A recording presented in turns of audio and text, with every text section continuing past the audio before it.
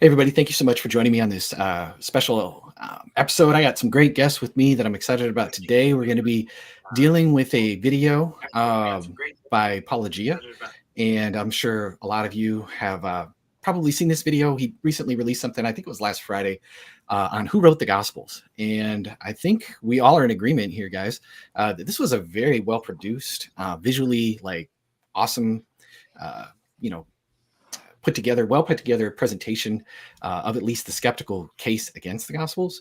And we all have a lot to say in response, because while the presentation itself was definitely really high quality, we do think like some of the information was missing some key context and other information.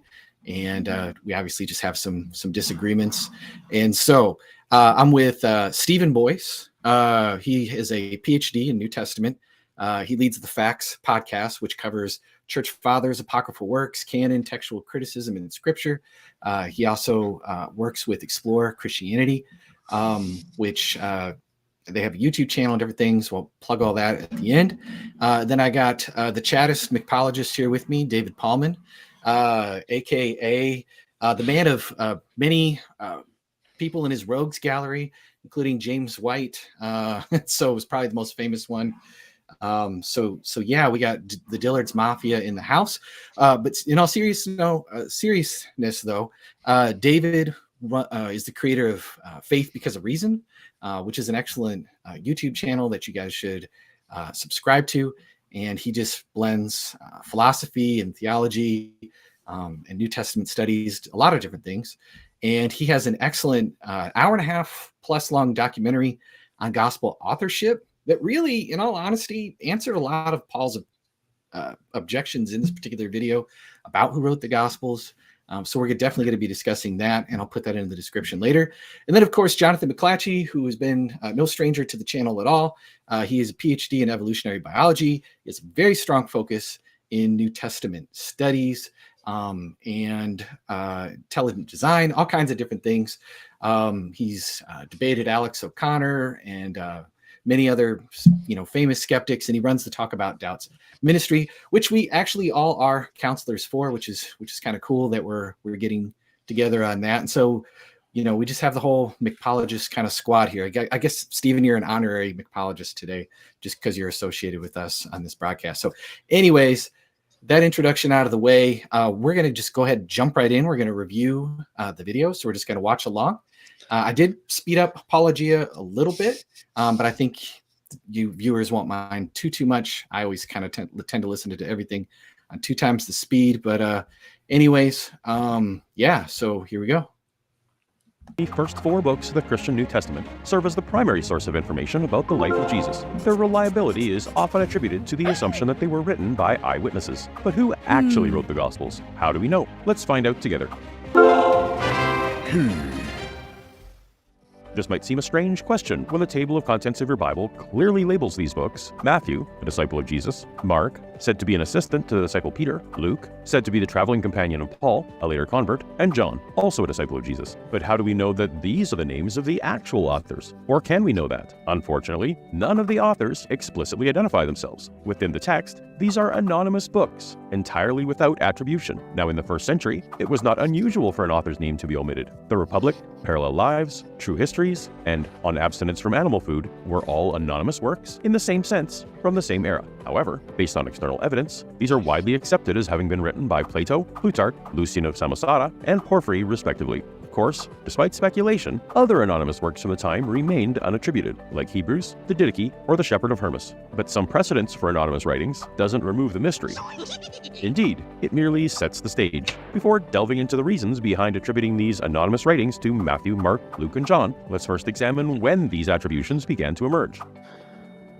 The earliest surviving document that mentions the names of Matthew, Mark, Luke, and John was written around 185 AD.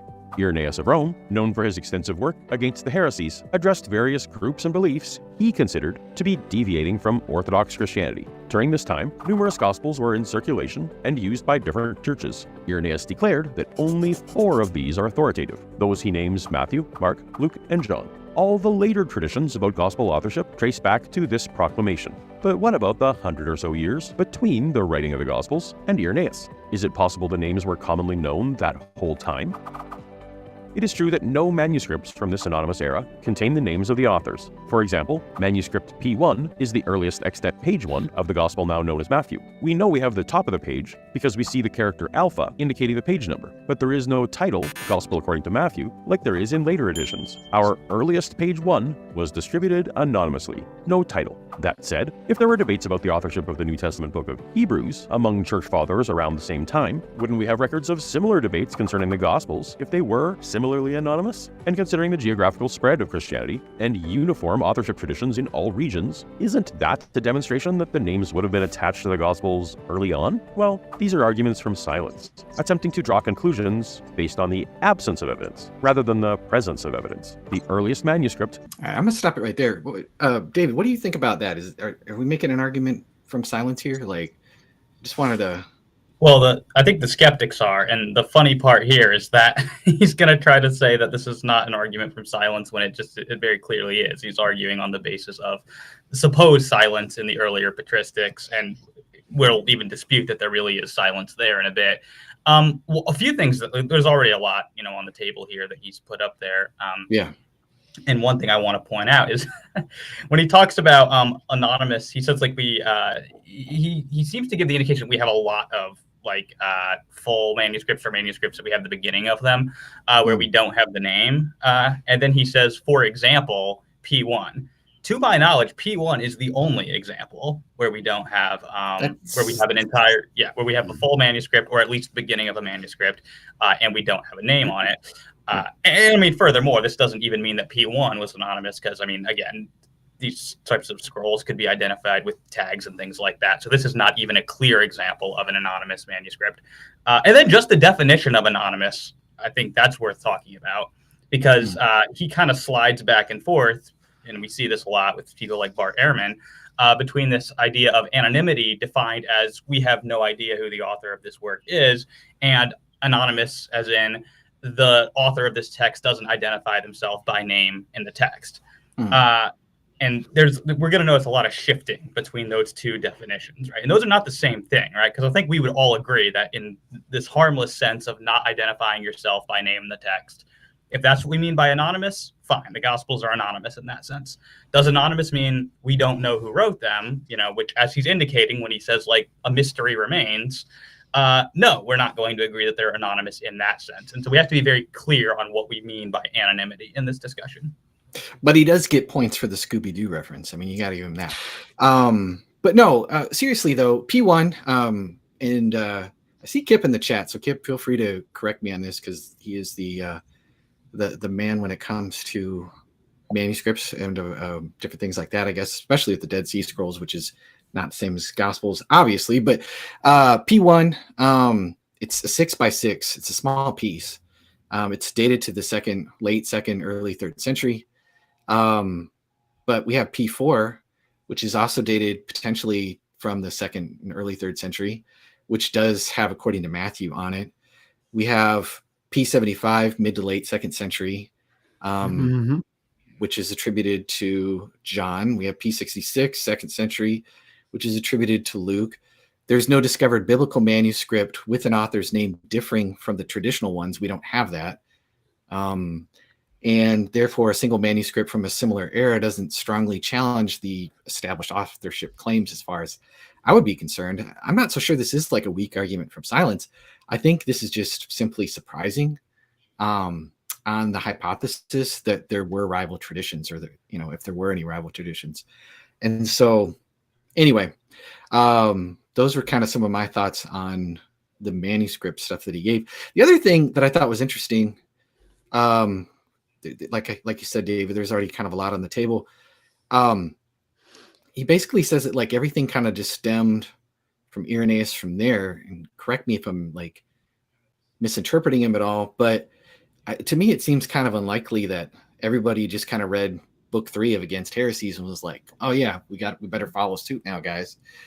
It seems to me like these traditions, even on some of the later fathers, like say Origen or Tertullian, I don't think, I'm sure Tertullian read Irenaeus because he mentions him.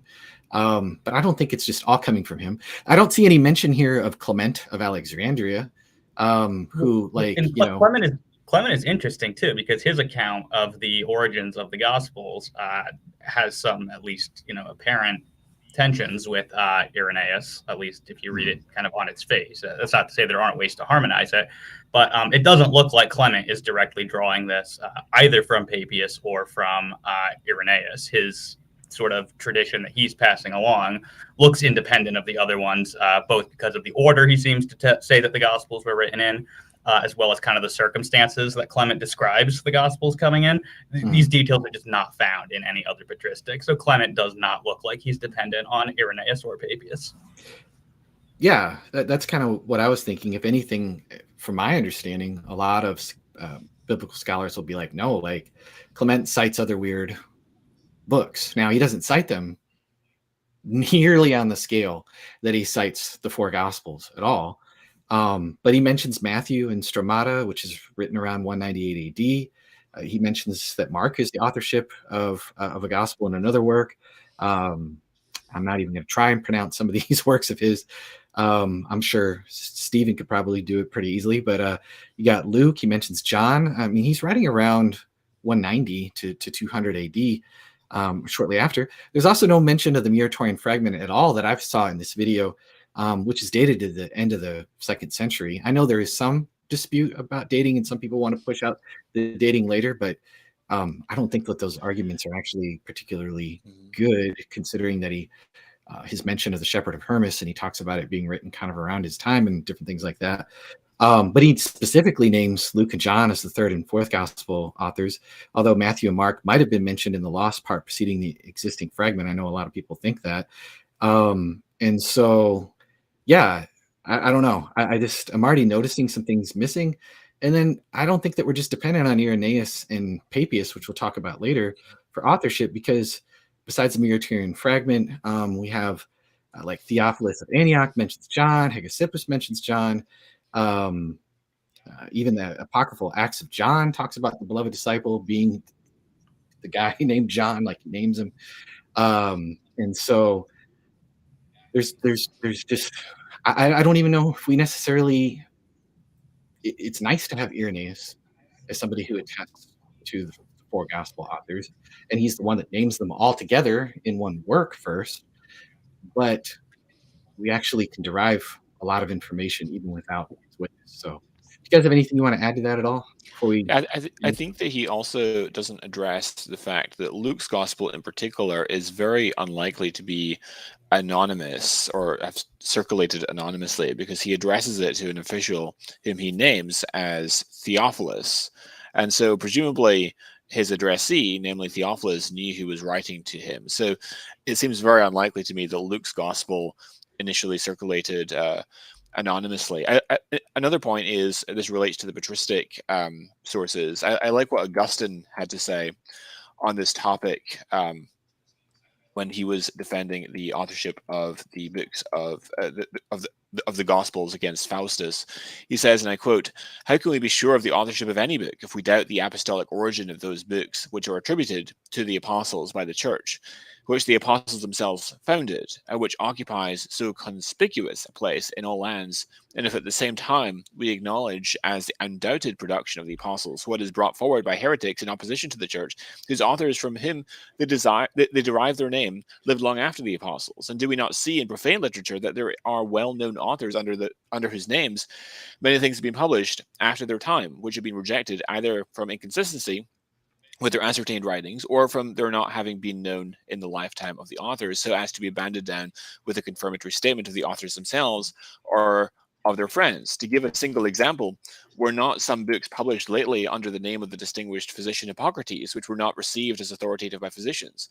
And this decision remained unaltered in spite of some similarity in style and matter. For when compared to the genuine writings of Hippocrates, these books were found to be inferior, besides that they were not recognized as his at the time when his authorship of his genuine productions was ascertained.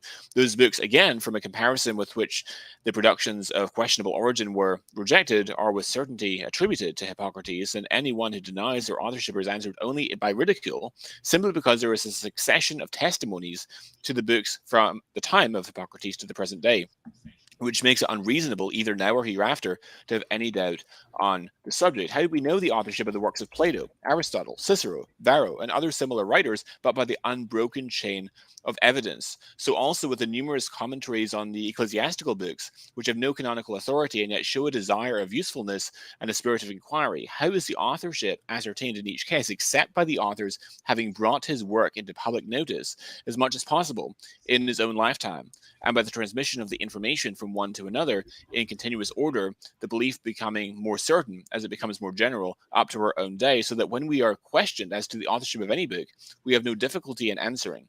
But why speak of old books? Take the books now before us. Should anyone, after some years, deny that this book was written by me, or that Faustus was written by him?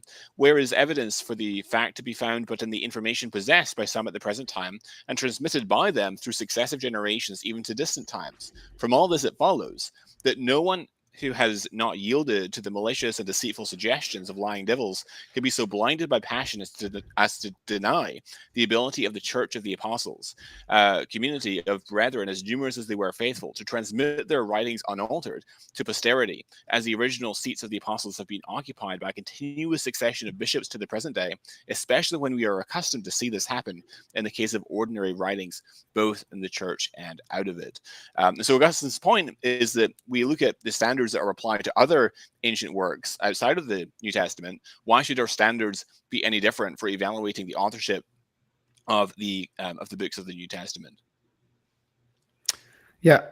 And going into the, so Augustine particularly breaks it down into three things: one, contemporary support; two, information that's corroborated over time; and three, an unbroken chain of custody. That's how you can summarize Augustine's view of how to investigate original authorship of historical documents. A couple of things that need to be stated. And again, I think that Paul did a phenomenal job. I actually want to figure out, A, did he do it? B, did he hire somebody? And if he did hire somebody, can I find that person and do them for me? Because I thought the videography was phenomenal. And honestly, I thought he was quite fair on some of the pushback that he already presupposed he would get. So we really don't even have to push back, because he started trying to answer the pushback that we would have all given. But the things that have to be talked about is it's not just like the date. And this is where everybody gets hung up on, like, well, Irenaeus is late 2nd century. It's not about that as much as who is Irenaeus, where is he stationed, who is his really ordainer, and who ordained the ordainer before him. Because Irenaeus is a bishop in Lyon. He's in France, but he was trained and commissioned there by Polycarp of Smyrna. And Polycarp of Smyrna was placed where he was by the Apostle John. So we're talking about apostles' churches here. You can be removed from 100 years or 12 years. It really doesn't matter. At the end of the day, it's who are these individuals, because they're a part of a tradition that has been entrusted to them. We've talked about a couple of people already. When you start getting into Papias was mentioned, Irenaeus is mentioned, Clement of Alexandria is mentioned.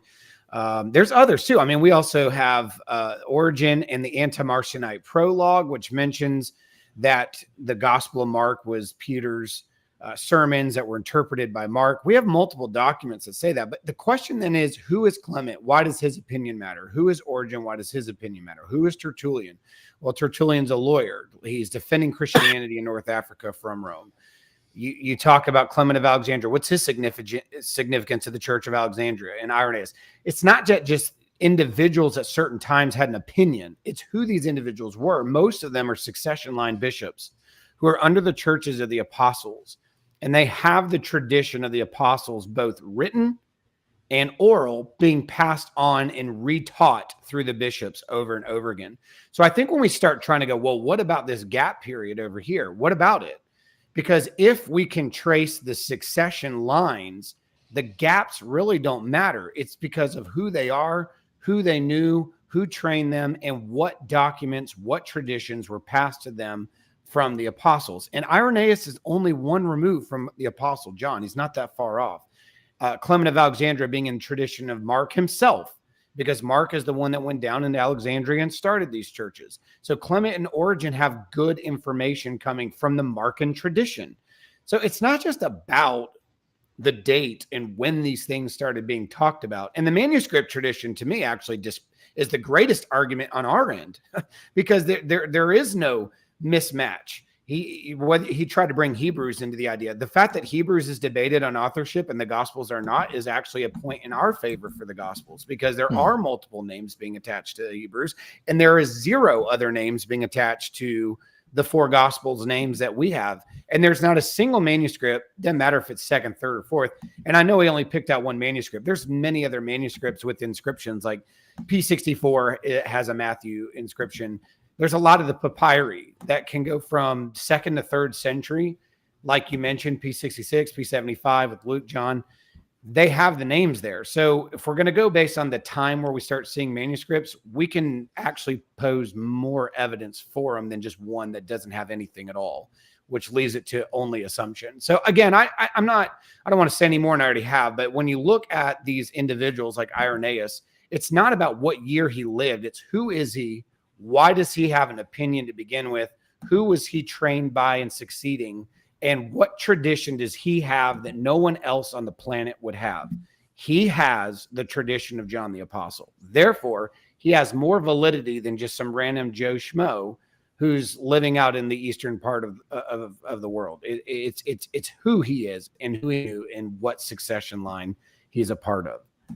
Wasn't that, Stephen, precisely Tertullian's point? Yes. When it came to Marcion's gospel, it was Marcion basically took Luke, shredded the name off of it, stripped it down to kind of suit his own purposes. And he's like, dude, and so do you want to delve into that for just a moment, if you don't mind? So one of the biggest things Tertullian argued, and I actually did a whole podcast on this, you can find it on Facts, that the churches were not accepting anonymous gospels. And the only anonymous gospel that tried to make its way into the churches was the one that Marcion mutilated, which was Luke.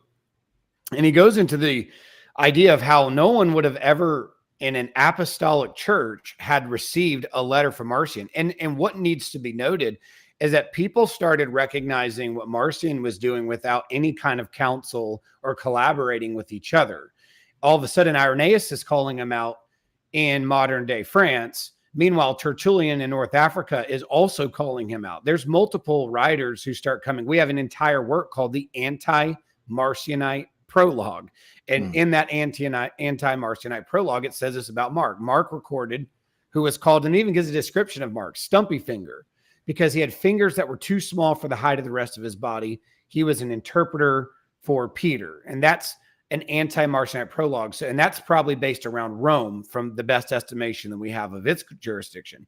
So we have people in Rome who are like, well, what is this gospel that's coming in? How is it that all these churches started comparing the copy of Luke they had, seeing this other gospel come in that's Lucan, but very different? And he tried to slip it into the church as anonymous. And he goes through the explanation, and Tertullian's explanation is that churches would never have received something that cannot be proven by the succession line of bishops in their churches that was already in the archives of the churches. And he gives examples. He uses Peter to Clement in Rome, and he uses Polycarp and John, particularly in the East, and that he holds in his hand the keys, if you would, or he holds in his hand the sure documents of proof, because he has the church the apostles started, texts that are still in that church, the succession line of individuals who are trained from the apostles that stayed within those churches. And so his basic point is I have a legal custody case here against any other work that tries to make it into the churches, to trace it from the perspective of these documents are coming from outside the churches of the apostles, not within, i.e. the Gospel of Thomas, the Gospel of Truth, the Gospel of Mary, the Gospel of Judas. These Gospels did not come in from inside the church. They're coming from outside the church, because the churches the apostles started do not have records of these being passed to them. And if you have any question whether or not a document comes in, because he even assumes as much, he says there are documents out there that come in with the apostles' names, but we know they're not from the apostles. Well, how do you know that, Tertullian? Because if there's any question of the archives itself, you then go back to which text were these writers using. So let's take Polycarp, for example. What text was he using? He uses him as an example later in the video, and he mentions the fact that he doesn't explicitly Mark, Luke, and John, which is correct. But how is it that they're all quoting only 4 Gospels and no more? And in that, those records, again, Polycarp knew John. He wasn't oblivious to where these texts came from. How is it that he's using those 4 Gospels? The guys in North Africa are using those 4 Gospels. The guys in Rome are using those 4 Gospels. The churches of Jerusalem are using those 4 Gospels. The churches in Antioch are using those 4 Gospels. No more, no less. Only those 4. And they're all giving the same description of how they came into existence. And it's not about just random people saying this is where they came from. It's succession line bishops who are trained in the order of the apostles, and the apostles trained people with their texts.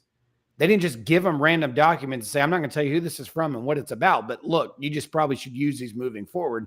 They were being equipped in those texts, both orally and verbally, by the apostles. And they were taking those texts and they were teaching them to their congregations, and they were training individuals to succeed them with the same text, the same names, the same tradition, and the same thoughts and the same interpretations, and the continuation of succession. So again, when we're at Clement, or we're talking about Irenaeus, we're talking about Tertullian, when you look at the succession lines, they're only 1 or 2 generations away from the apostles themselves, and they're coming up with the same names. And Tertullian's argument is no anonymous text would have ever slipped into our congregation. Marcion would have never gotten away with what he did, because the churches were ready with their line of succession bishops to continually show what text the churches were already using, and anything new that slipped in had no traceable source back into the church. It's only outside of the church. So that's the argument Tertullian was making in the shortest possible way I can give it. Yeah, it's. I'm looking at against Marcion 4:2 right here. I'll just read one sentence. It says, "And here I might now make my stand and contend that a work ought not to be recognized, which holds not its head erect, which exhibits no consistency, which gives no promise of credibility from the fullness of its title and the just profession of its author." And so it's like he just seems he acts as if like, hey, this is just kind of like the way that this works in these apostolic kind of churches. And so I just find that to be interesting. And it's documented. They're documented as they're going. I mean, this isn't left to assumption. This is what they are writing. And again, Tertullian is a lawyer. He's not just some random guy. He is using legal language to make a legal case for Christianity in North Africa. And he's using it in that regard. So there's no assumptions here. They're leaving trails, and they're telling you who they knew. I mean, Irenaeus talks about stories he learned from Polycarp, and stories that Polycarp taught him about his time with John in Ephesus and running into heretics like Cerinthus and others. I mean, they're telling you their lineage. They're telling you where they came from. There are records that still exist to this day of which succession lines were passed down from Rome, from the East, from North Africa, from Alexandria, from Mark to the churches today in the Coptic churches. You can find the lines. They're there. They're all connected. Okay, awesome. Do you guys, Jonathan, David, do you got anything else, or should we continue? And because we got obviously a lot more to cover here. So anything to add to that real quick?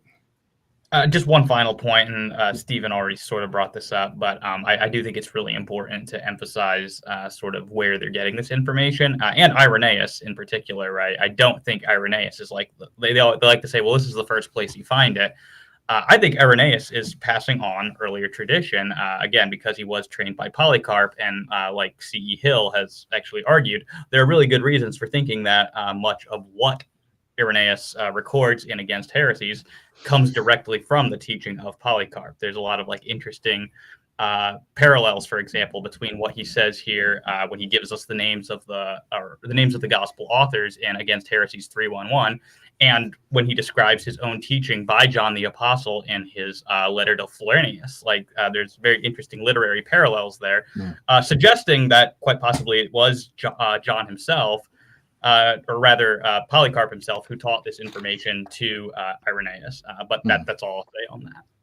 Yeah, definitely. It just seems to me like there's this idea, I guess, that's trying to be suggested from the more skeptical side of you. Is like the early church just kind of were like, we like these, so let's slap these names on them because they agree with our doctrine. And it's like there's no historical argument at all. It's just like, well, there's these other gospels that are circulating, so we better slap some authoritative names on there.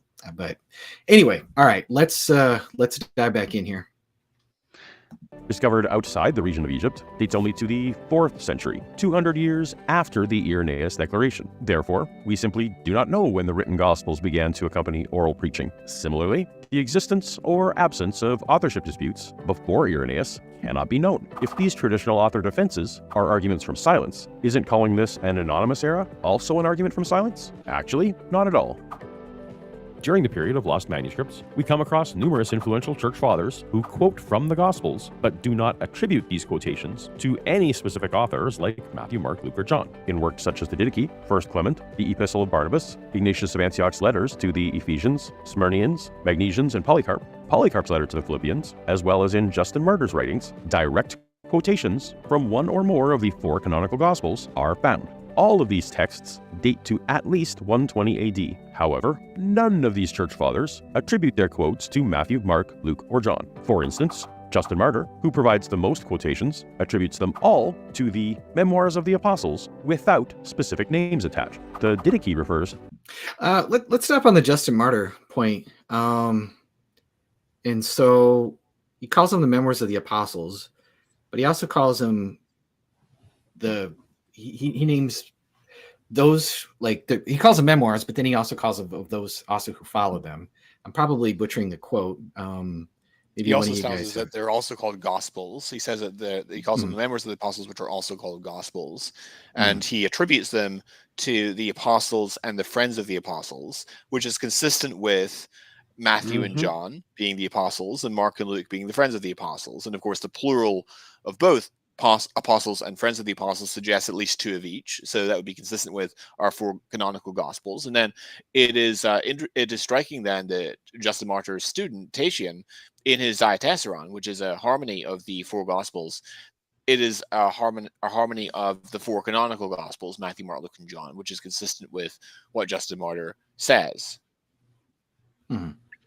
Yeah, and also there's at one point Justin calls them the he's quoting the whole story that's only found in Mark about the nickname given to the sons of Zebedee as Boanerges, the sons of thunder. Yes. And he calls it the Memoirs of Peter. Yes. So go ahead, David. Well, yeah, I'd say that generally the skeptic's going to have to say it's just a kind of coincidence there that the one gospel that's sort of attributed to Peter or being written under the influence of Peter is the Gospel of Mark, right? And that this is the same one that Polycarp identifies as the memories of Peter. So that tends to just get explained away. The other thing I want to point out is before this point, before he brought up Justin, it is absolutely an argument from silence to quote to bring up quotes where the specific gospel authors are not named, and then try to argue, oh, well, this is evidence that they were anonymous.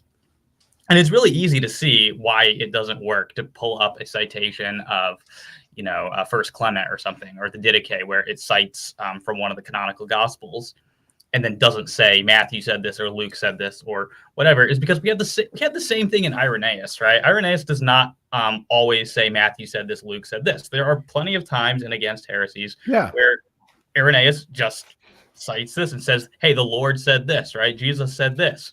And he'll just quote from one of the Gospels. Nobody thinks that Irenaeus believes that the Gospels are anonymous. So what we can draw from this is that you can just quote from the Gospels without naming an author, without thinking that they're anonymous. We do this all the time. Irenaeus does this in Against Heresies, and earlier writers could have done this as well. So it is not evidence that they regarded them as anonymous just because they cite them without naming the author. All right, let's continue here.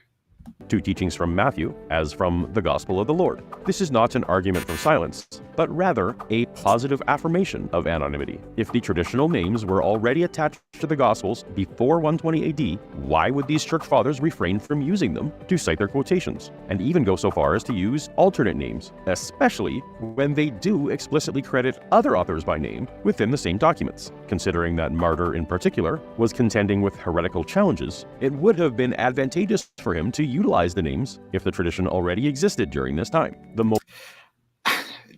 Justin's apology is to a Roman emperor, basically saying, "Stop killing us." Yeah. His other work is him talking back and forth with Trypho the Jew, which is a dialogue. So at least in those particular two works, I'm not saying he doesn't write anything else, but like that's not really going to help his case. They don't really care who wrote what. Like the Roman emperor is like, oh, okay. Well, Matthew wrote that down, so that's really helpful to your case. I just thought this was kind of a strange point. It seemed like the importance of establishing authorship escalated more when Marcionism was emerging and people were starting to fight Marcionism, because Marcion's like trying to pass off some text without a name on it. And also, of course, later when there's text that are like, hey, I'm Thomas and I'm saying this, or hey, I'm Peter and I'm saying this. You know what I mean? And so I don't know. I just thought this was an odd point. Go ahead, Stephen. Well, that calls for the necessity of getting. Why would you have to explain yourself to churches all the time about books they already know? Why do you have to constantly have to continue to use the same over and over and over again? Again, like we demonstrated already. And I found the quote, by the way. It's just a martyr talking about with Trypho. He says, "It is said that he, Jesus, changed the name of one of his apostles to Peter, and it is written in his memoirs that he changed the names of the others." And he's already established that there were memoirs of the apostles that were called gospels. So, I mean, he's already explained that. So therefore, he's talking about a gospel that was written from Peter's perspective. I mean, but this was the, and Jonathan brought it up just a second ago. His student then explains what those four gospels were. So, I mean, they're on the same page here. But when you're talking about this, they're not. Why would they need to constantly have to bring up, well, as it says in the Gospel of Matthew or as it says in the Gospel of Luke, when they're just arguing against pagan ideas? And we find the same exact thing in the epistle to Diognetus, where the writer is writing to an unbelieving pagan leader, and it seems to be, in my opinion, Smyrna. And he's also representing the Gospels as being connected to the apostles. And he even talks about Gospels, and then he talks about the tradition of the apostles. But he's quoting them all through there. He did a whole excerpt on John 1 just by itself. So why isn't he just flat saying, well, then John said this and John said that? Because what significance does that have to an unbelieving Roman? But then all of a sudden, when in that same exact era, around that same time frame, Irenaeus, somebody starts threatening to bring in these other texts, or somebody like Marcion comes into play, or something of the Gnostics come into play. Now, all of a sudden, they are whipping out names. They are using names as authoritative, but they're not when they're writing in these other cases to the churches who already know what they're referring to, and to the unbelieving leaders who have no significant change to them when you use their names at all. It seems like the only time that they whip their names out and the usage the way they do is when they're having to defend them against internal works of so-called Christian groups bringing in other documents to rival them. That's the only time they really ever have to whip their names out. Right. I just want to address a couple of comments. Sorry, go ahead, Jonathan. I just wanted to address a couple of comments in the chat. Kip Davis asks, does Justin Martyr anywhere ever identify a gospel text by one of the traditional authors? Well, no, but as we already said, he does talk about the so-called memoirs of the apostles, which he says are also called gospels, and that they are attributable to the apostles and the friends of the apostles. And as I said before, is the fact that he uses the plural for both of those categories implies at least four, two of each. And Justin Martyr's student, Tatian, gives us a harmony of our canonical gospels, Matthew, Mark, Luke, and John. And so that suggests that Justin Martyr knows the authors of the gospels. And in fact, he, as we've already said, he calls one of the gospels the memoirs of Peter. And he mentions two episodes that occur in the memoirs of Peter, namely the sons of Zebedee are renamed Boanerges, which means sons of thunder, and Simon is called Peter by Jesus. Neither of these occurs in the extant fragment we have of the so-called Gospel of Peter, but both are in the Gospel of Mark. And the sons of Zebedee incident is only in Mark, which suggests that we're actually dealing here with the Gospel of Mark. And it would be very surprising for the Gospel of Mark to go from being called, the Memoirs of Peter, to the Gospel of Mark, who's a far less prolific character, a much more obscure figure in the early church. He's mentioned only a couple times in Acts, very briefly. He's best known for having abandoned Paul in a mission trip through Pamphylia and causing a split between Paul and Barnabas. It seems like an unlikely choice of attribution of authorship. Why would it go from being, in Justin Martyr's language, the Memoirs of Peter, to the Gospel of Mark? He drew upon the testimony of the Apostle Peter. I also want to address another chat comment. Someone asked, Justin Martyr says the River Jordan lit on fire when Jesus was baptized. Now, what Gospel or Memoir of the Apostles was he getting that from? So this is a reference to his dialogue with Trypho. And Justin Martyr says, and I'm quoting here from Justin Martyr, he says, and then when Jesus had gone to the River Jordan, where John was baptizing, and when he had stepped into the water, a fire was kindled in the Jordan. And when he came out of the water, the Holy Spirit lighted on him like a dove, as the apostles of this very Christ of ours wrote. Now, it's not clear to me exactly what Justin Martyr has in mind when he says a fire was kindled in the Jordan. I think that it's very plausibly taken, though, as metaphorical rather than literal. And he may well have in mind the language in Luke 3, where John the Baptist says, I baptize you with water, but he who is mightier than I is coming, the strap of whose sandals I'm not worthy to untie. He will baptize you with the Holy Spirit and fire. Possibly. I'm not exactly sure precisely what Justin Martyr has in mind there, but I don't see that as really undermining the evidence that we do have for traditional authorship, including from Justin Martyr's work. Stephen, do you have anything to add on there?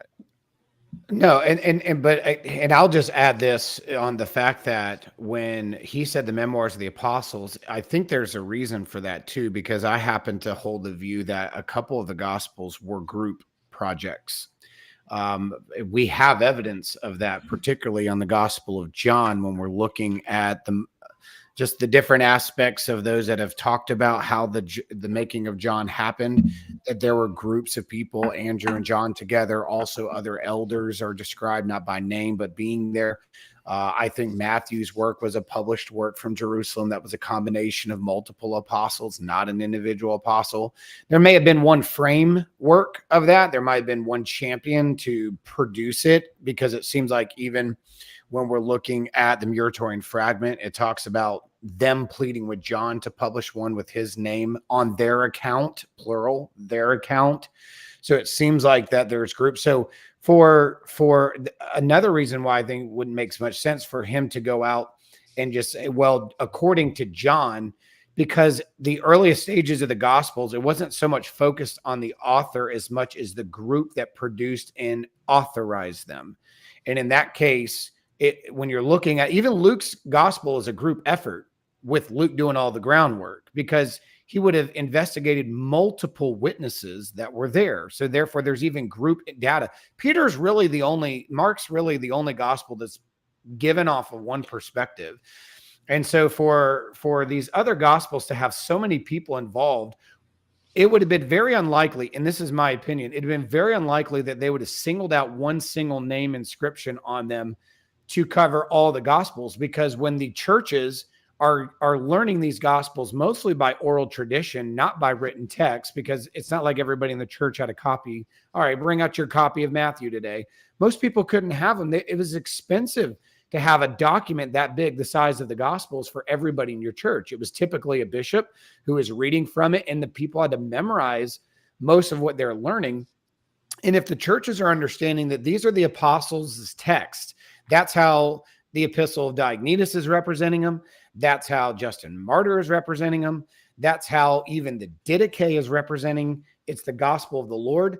The focal point of the gospel is the ministry and teachings of Jesus, his work, his life, his death, his burial, his resurrection, and his commission, and his authority being passed on to those who knew him. That's the way they're looking at it. And their works were what the churches were using. So to reference them as the memoirs of the apostles, to me, makes more sense if we understand that most of these gospels were a corroborated work amongst the group of the eyewitnesses putting them together. To me, it makes more sense to look at them from that perspective than singly say Matthew, who probably did most of the framework for it, but wasn't the only witness involved in it, or Luke, who investigated all of these other individuals, or looking at John, who may have been working with Andrew and possibly Thomas or Philip, others that were there with him on the eastern side of the world.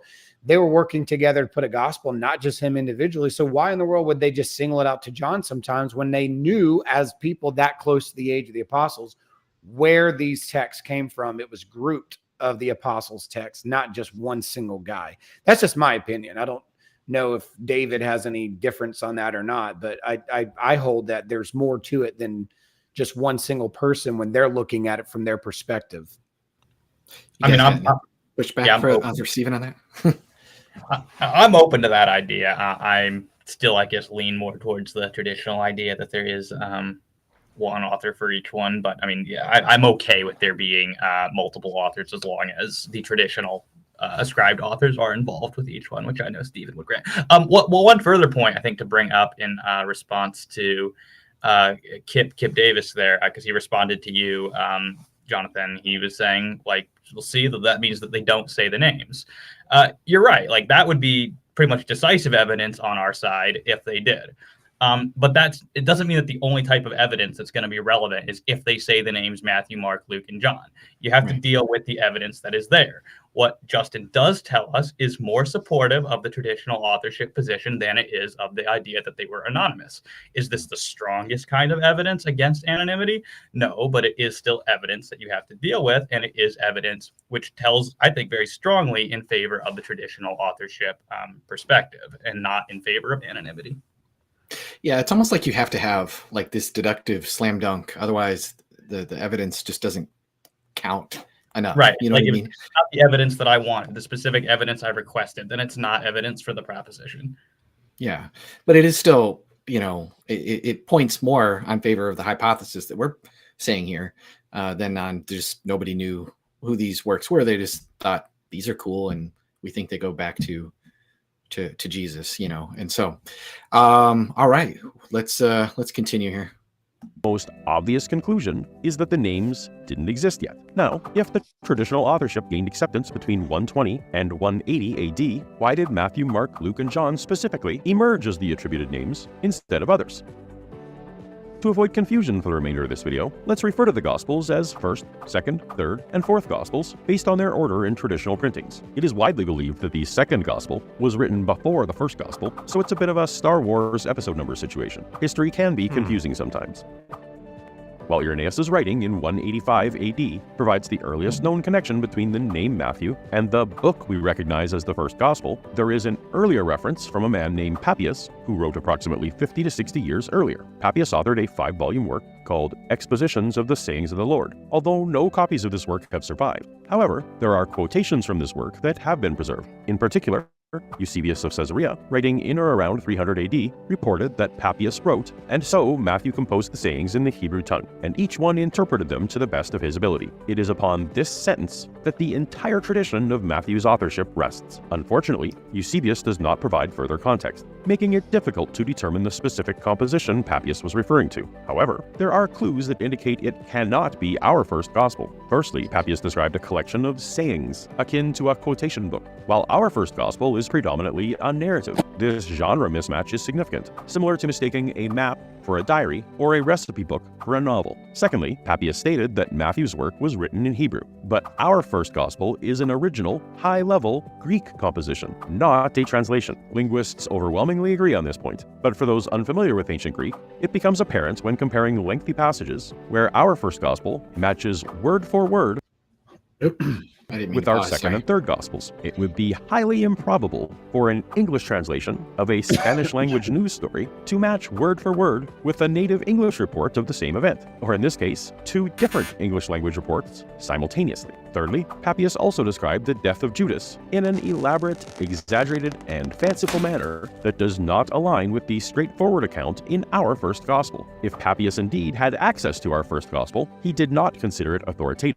Whatever collection of Hebrew sayings sayings Papias attributed to Matthew, it certainly does not correspond to the work we now recognize as our first gospel. The Matthew known to Papias has been lost to the passage of time. It is curious that some modern scholars would place trust in Papias, considering that those who quote him did not. In the same passage where Eusebius records Papias' claim about Matthew, he also warns that Papias' work includes strange parables of the Savior and statements of a rather mythical character. According to Eusebius, Papias appears to have been of very limited understanding. Although some assert that Papias had apostolic connections, he himself described his link to Jesus as being, at best, fifth-hand, akin to a friend of a friend of a friend of a friend of a friend. Even the very source we have for Papias' account did not consider him reliable, yet it is upon his second-hand and contradictory statement that the tradition of Matthew's authorship is constructed. Okay, so I wanted to get through that Papias section. So David, well, I know both of you guys have a lot to say on this, but why don't you start, because there's a lot going on here. He kind of drew out the normal kind of stock objections against Papias. I was a little disappointed there were no animated like singing grapes, like dude, this is your opportunity, but maybe next time. So anyway, go ahead. Well, this is probably where some disagreements between me and, well, certainly with Stephen and possibly with Jonathan as well will emerge. And that's okay, because, I mean, I think it's important for viewers to see that, like, hey, you don't have to take one particular tack when it comes to answering objections to Papias. There are, a few different routes you can take. But my perspective on sort of this string of objections is, well, let's begin with where he dates Papias, right? He dates him to 130, which is about as late as you can really reasonably date Papias, but he just puts that up there that this is the date of Papias. I think Carrier is the only person I've read who tries to date Papias as late as 160 or something crazy like that. But generally it's going to be between 90 and 130 are the dates that I've seen. And there are interesting arguments for dating Papias, into the 90s or the 100s. They're not conclusive. Papias could be as late as 130, but the point is Papias could well be much earlier than Paulogia is sort of letting on here. Let's see if I can remember the other points he brought up. Okay, so Matthew being written, so this will be another point of agreement, right? Saying that it's just sayings of the Lord because Papias uses the term logia, right? And logia has to apparently just mean sayings. Only we know that that's not true, because when he talks about Mark, he also describes Mark as containing the Lord's logia, same word, but he says that this includes the what the Lord had said and done. So whatever Papias is talking about by logia, this does not just refer to sayings, it refers to both sayings and deeds. So there's no reason to think that there can't be narrative in the text. So we don't have to say this is just a sayings gospel. There doesn't have to be the sort of genre discrepancy that Paulogia is trying to sort of insert here. There could be a Hebrew Matthew, and we could be dealing with something that's been translated from that. I know Stephen's going to want to have things to say on that. But my own perspective is that this is actually likely probably not what Papias is saying at all. I tend to follow scholars like Robert Gundry and Bernard Orchard in thinking that the word that's sort of translated here as Hebrew language is actually best interpreted in the context of Papias as saying that this is a Hebrew style or a Hebrew dialect, something like that. That's a possible translation of the word that's used there, dialecto. And so if that's the case, it's not controversial that Matthew's kind of the most Hebrew in emphasis of all of our gospels, and so he doesn't have to be saying that this was written in a different language. So again, that issue would also go away. As for the issues with Judas, right, this is going to be interesting because there's textual problems with this sort of Judas objection. So he didn't explain it too clearly. Let me just kind of put this on the table for viewers. Basically, we have this saying allegedly attributed to Papias where Papias kind of describes the death of Judas, and it's sort of ridiculously exaggerated, right? He says that, Judas was larger than a house and that he was sort of infested with worms and maggots and things of that nature, and that he eventually died on his own land, and that there was this stench that lasted for a century, right? So some pretty crazy stuff. But the issue is here, we're going to see some issues later on. Paulogia is going to try to argue against traditional authorship by bringing up these sort of textual problems that we have, like with the last 12 verses of Mark, right? But what's funny is he doesn't mention any of the textual problems with this passage in Papias, right? So this comes to us in quotations from, if I'm not mistaken, it's Apollinaris of Laodicea. And it's quoted twice, this passage, allegedly from Papias. And the two quotations from Apollinaris attributed to Papias, they contradict with each other. So we don't know that this is really true to Papias. We don't know which reading is true to Papias. And so there's some complexity there. And he's just sort of presenting it like, oh, well, there was this really exaggerated sort of story of the death of Judas. So, Papias is unreliable. It's really not as straightforward as all of that.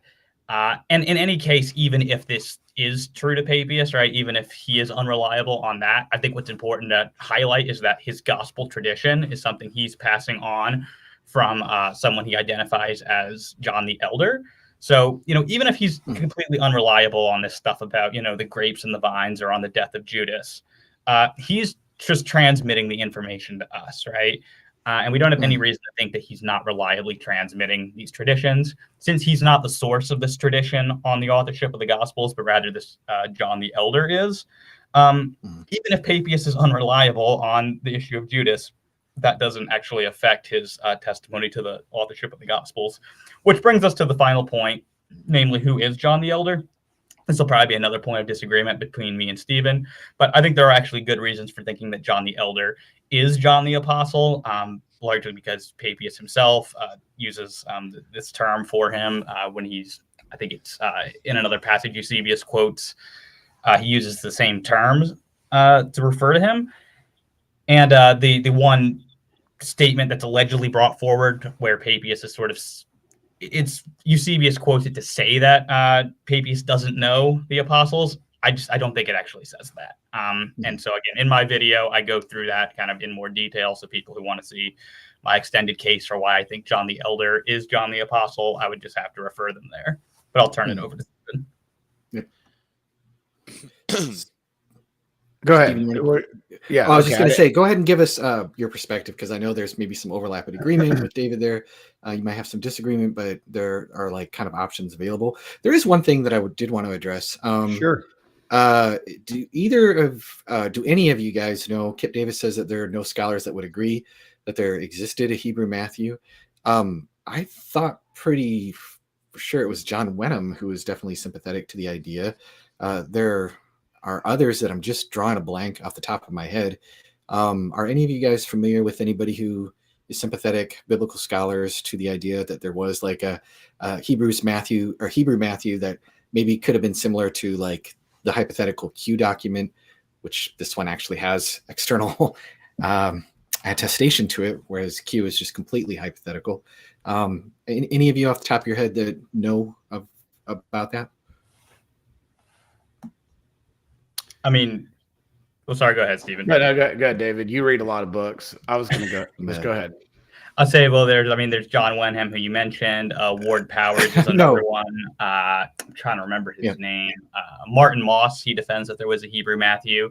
And those are evangelical scholars, but I'm trying to remember. I think his name is James Edwards, who wrote. I know his last name's Edwards, but I think the book is called The Hebrew Gospel and like the Development of the Synoptic Tradition or something like that. He defends that there was a Hebrew Gospel, and he's not like a conservative or an evangelical. Maurice Casey's an atheist. He believes that there was a Hebrew Matthew. So I mean, this idea that there are no scholars who believe in a Hebrew Matthew.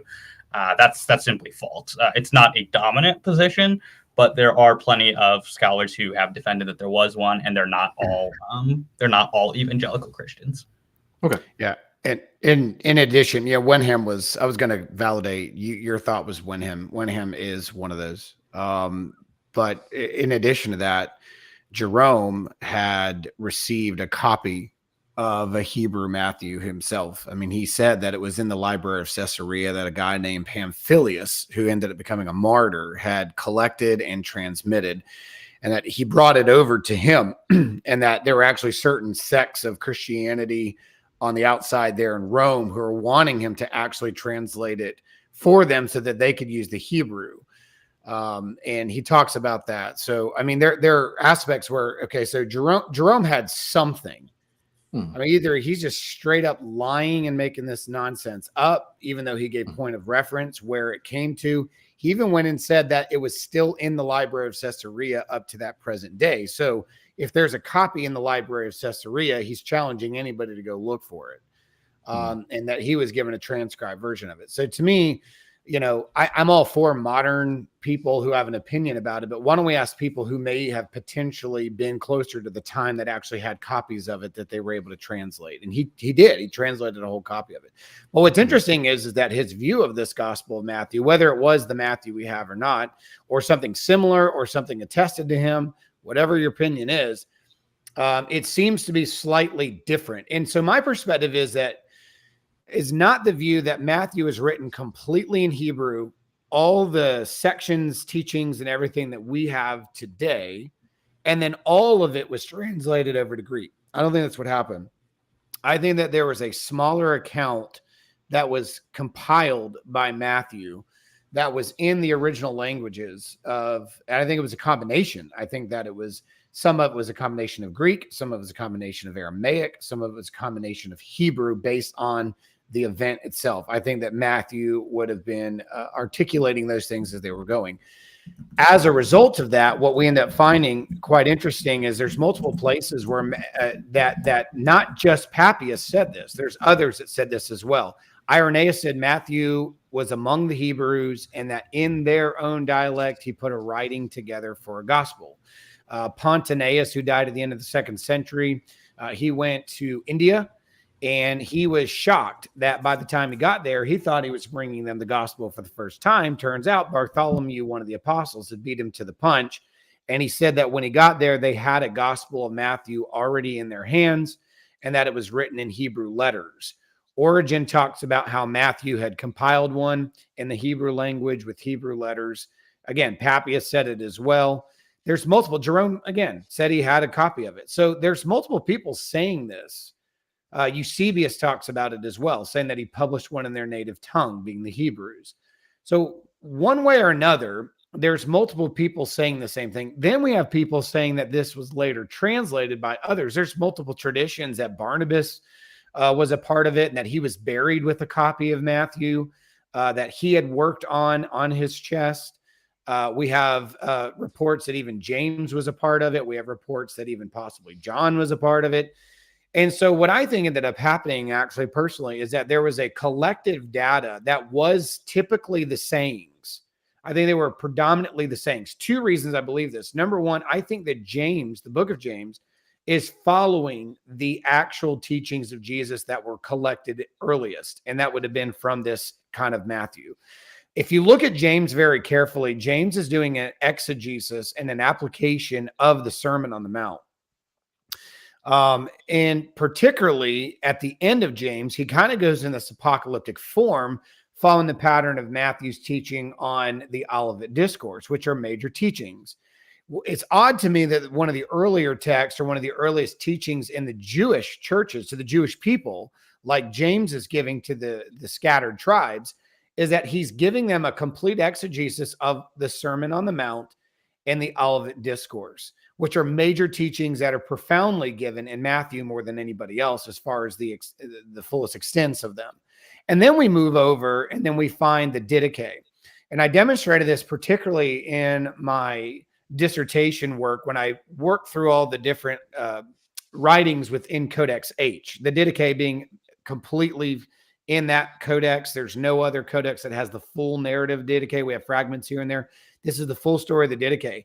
And it uses the Gospel of Luke and it uses the Gospel of Mark very seldom, but almost always it uses Matthew as its point of reference when quoting scripture. And it's only using sections that are particularly given on teachings, particularly Jesus's teachings. And wouldn't you know it, the Sermon on the Mount is a major portion in the Didache itself. It's not so much into the parable or the parabolic nature of things or even narrative side of things as much as it is teaching aspects. And so I do think that there was an early circulated Matthew that was kind of a proto Matthew going around that the churches were using, and that's how they were memorizing Sermon on the Mount. And another big one is the prayer. Jesus teaching his disciples to pray. That was a big one in the Didache, and they were using it at the end of baptisms and Eucharist and using it for their catechesis. So when you're finding this text, it seems to be consistent with what they're saying is going on. And it's one part that's really interesting to me is Irenaeus says that Matthew is published when Peter and Paul were starting churches in Rome. Now, we know Paul wrote to Rome before he got there, but he doesn't appear at any point in ministry to have landed in Rome before 58. And so what Irenaeus is saying is, if that is true, if Peter and Paul are in Rome starting churches, that's when Matthew is being published. It would seem to me, and this is my opinion, that the group of leaders in Jerusalem were seeing the necessity to get a gospel out to the nations beyond the individual account that's particularly given for Jews. And again, we have a lot of reason to believe that there were sections of Matthew that were taken from Hebrew or Aramaic traditions and that were brought over. And I actually list quite a few of these, kind of going through. By the way, let me give you the references of those that said there was translations. Athanasius attributed the translation of Matthew to James. Theodorus attributes it to Barnabas. He says that his relics were buried with it.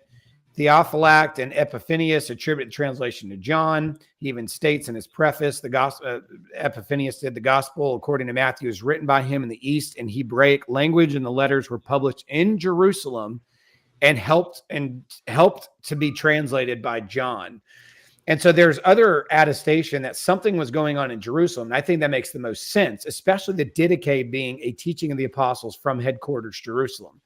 It seems like the standard gospel starts becoming the gospel of Matthew, which is the most distributed gospel of the four very early on. And that would make sense if it's coming from headquarters Jerusalem. So here's what I think happened. I think that Matthew had collected these things. I think he had collected sayings. We have, kind of go back over. He assumed his audience understood Jewish customs that were debates between like Hillel, Shammai. He maintained purity of Hebrew terms so that they weren't lost in the Greek. For example, Matthew 1, she gives birth to a son. You call his name Jesus. And then you think it would just land there. No, he gives an explanation because in Greek, Iesu is of no significance to the Hebrew understanding of Jesus's name, which means Yahweh saves. So he says, because he will save his people from his sins. We also have Aramaic origins found all through. For example, the term tate in Greek after this is typically how it's translated. It appears 90 times in transitions to 6 in Mark, 14 in Luke. 50 of those are consistent with the stories in Mark. And out of all those 50, 45 of them Matthew has in those same stories, Mark does not. So the transitions have the Aramaic influence. There's Hebrew idioms in the language, good eye, bad eye. I give multiple examples of that and how terms like Israel and Jew and how they were being used before the Council of Jamnia and after the Council of Jamnia. There's a heavily influenced kingdom of heaven terminology where none of the other gospels use that, being a very Hebrew thing. So there's multiple, and again, I give multiple examples, and you can go listen to podcasts on that. But it seems to me that Matthew was putting out a gospel account that was kind of a combination of real life time, Greek, Aramaic, Hebrew, kind of a combination. But they needed something more substantial than just a common collection. They needed a published text. And I think that the Church of Jerusalem made that happen. And I think it was a group of eyewitnesses who still remain in Jerusalem who used a lot of Matthew's work that would have been there. And if you read Papias, he says, and others interpreted them the best that they could when he's talking about Matthew. Who are these others? And what does it mean to interpret? Because the word interpret there could mean to translate. And I think that's how he's using it. And I think the other apostles and eyewitnesses and leaders in Jerusalem sought to send out a headquarters gospel compliant to what Luke was doing for Eastern churches for Paul's ministry and his gospel, so that the main headquarters churches all had their own gospels and perspectives. And I think that Matthew was using multiple people's perspectives that were still in Jerusalem in addition to what he had collected And that's why we have a Matthean influence amongst others. And that's why we have so many stories of other people being a part of a translation that took place in Jerusalem. So that's my perspective. So I don't necessarily look at what Paul is saying in his video as knocking anything away from Matthew. Again, I think it's a group gospel. I think this is why they're called the memoirs of the apostles, not just a apostle or just maybe perhaps two. I think it's multiple people working on this thing. I think that the churches were receiving these texts from the headquarters, which involved the apostles themselves. And I think this is another example of that. This is my opinion. It's also interesting to note that although the early church fathers often tell us that Matthew was composed in Hebrew, they nonetheless universally quote from Greek Matthew. Correct. Which suggests that, so whatever our interpretation of their Hebrew Matthew, it has to be consistent with the fact that they actually quote from Greek Matthew and do so consistently. So I think that it demanded that because none of the other churches would have been able to understand Aramaic and Hebrew. That's why there was a necessity to get it into a format of a Greek gospel, which I think happened in the 60s. So I'm not disagreeing with that at all. I just want to be clear on that, Jonathan. I think that necessity demanded they put it in Greek to get a headquarters gospel out to the churches, because it does no good for the Church of Jerusalem to send letters out to the churches in the East or to send out a gospel account to people in Rome in Hebrew Aramaic, because none of them could read it. Right. It would need to be in Greek. So I think that's consistent with the hypothesis that we're putting forward, that Matthew, there was a proto-Matthew that was composed in Hebrew, and then it was subsequently expanded, perhaps under Matthew's direction, into a larger gospel, which we know as our canonical Greek Matthew. Also, can we address the fact that in the stream, everyone keeps saying that this is speculation? Yeah, this is a hypothesis that we're putting forward, just as anonymity is a hypothesis that is being put forward. But we don't get to just dismiss, whatever arguments you're putting forward for anonymity by saying, oh, that's just speculation. These are two hypotheses, and we're saying that the traditional authorship hypothesis is better supported by the evidence. We're saying you have problems on the anonymity hypothesis of accounting for, these sorts of statements in Papias and Justin Martyr. So I'm saying it's speculation. No, it's a rival hypothesis to the anonymity hypothesis. We're trying to weigh the evidence in favor of both. Yeah, and we've quoted quite a few people that are instrumental in these texts, who handled these texts, who translated these texts, who distributed these texts. We're not just making this up out of thin air. We're trying to reconcile, what are they talking about? They all keep saying these Hebrew letters. They keep saying this Hebrew dialect. And my hypothesis particularly is trying to reconcile, what could they possibly be doing that's consistent? And then taking other church fathers who are saying that there were translations happening in Jerusalem. And it's an attempt to reconcile their attestations, but they're all saying the same thing. And David, you know this, they're all saying it's from Matthew. They're all saying it's an apostles' text. They're all saying it's a part of so really, you and I are not disagreeing on the main point. We're disagreeing on what brought it to its fullest compilation. Right. But there's so much evidence here. We're not just hypothesizing something without reason. We're bringing, we quoted multiple people who have handled these texts and distributed them and explaining what they're saying. We're just trying to understand them. Right. Yeah. You're bringing other accounts, Stephen, like from other church fathers and different things like that into to the equation as well. And you're trying to say, like, what best explains this particular data. And so history can be messy. History can be complicated. But it doesn't mean that we're just like trying to be ad hoc here. Right. Right. And so, all right, well, let's continue here. Unfortunately, questionable Papias is also the source for attributing the writing of a gospel to Mark. When Mark was the interpreter of Peter, he wrote down accurately everything he recalled of the Lord's words and deeds. Mark did nothing wrong by writing some of the matters as he remembered them, for he was intent on just one purpose: to leave out nothing that he heard or to include any falsehood among them. However, if Mark's writing had a singular purpose of being comprehensive, as described by Papias, then our second gospel does not appear to be a strong candidate for Mark's composition. It is significantly shorter and more concise than the other gospels. Without any specific quotations provided by Papias to establish a connection, there is no solid evidence linking the document he described to our second gospel. One thing there I thought was kind of strange is if you think about Mark's gospel, it might be shorter than the others, but it's way more detailed and a lot of different pericopes and a lot of different stories, especially surrounding Jesus's miracles. I mean, the madman of Gadara, the woman with the issue of blood, Jairus' daughter, blind Bartimaeus, the story on the Mount of Transfiguration. They're actually like far more detailed than some of the other things. I feel like he's kind of taking the words here and, I don't know, running off with a little bit too hard of a conclusion. I don't know. What do you guys think? And why is it that Mark's gospel is shorter but most detailed when Peter is on the scene, and when he's not on the scene, the details are very generic? And see, this is something that I just recently, actually teaching in my class, we went through from chapter 1 all the way to the end of the book and demonstrated places when Peter was mentioned in the text doing something actively, the details start growing more than Matthew and Luke. But when he is gone, Matthew and Luke are far more extensive. Why is it that when he's there? Because here's the way that I look at this, guys, and I think you would agree with this. If Peter is the one behind the Gospel of Mark, we have no disputes externally at all, whether or not that's true from the church fathers and the early writings that we have. There is unanimous agreement, both in manuscript tradition with names on it and those that are being alleged on it. The question then becomes, can we prove this internally? And this is something that I think Christianity has done a bad job on.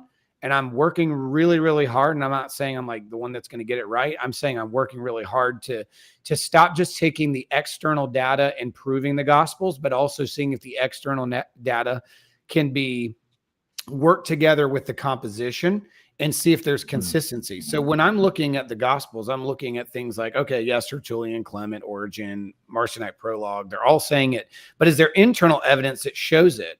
And there's multiple ways to do this. And that is demonstrating that the Gospel of Mark, we have reasons to believe it. Why? Because when we find Peter speaking, he, in places compared to Matthew, is speaking on behalf of the whole group, whereas in Matthew and Luke, it's saying the disciples said. But it's Peter speaking up, like in Mark 10:28. We find him being addressed in place of the whole group, like in Mark 14:37, when James, John, and Peter fell asleep. He came and found them sleeping and said, Peter, are you sleeping? Singular. Couldn't you stay awake for an hour, stay awake and pray that you, plural, all three of the other guys, won't enter into temptation? Why is he being addressed on behalf of the whole group? And then we find passages like Mark 11 where you find a combination of both of those things. We also see places when Peter's on the scene, perspective is given in details more than anywhere else.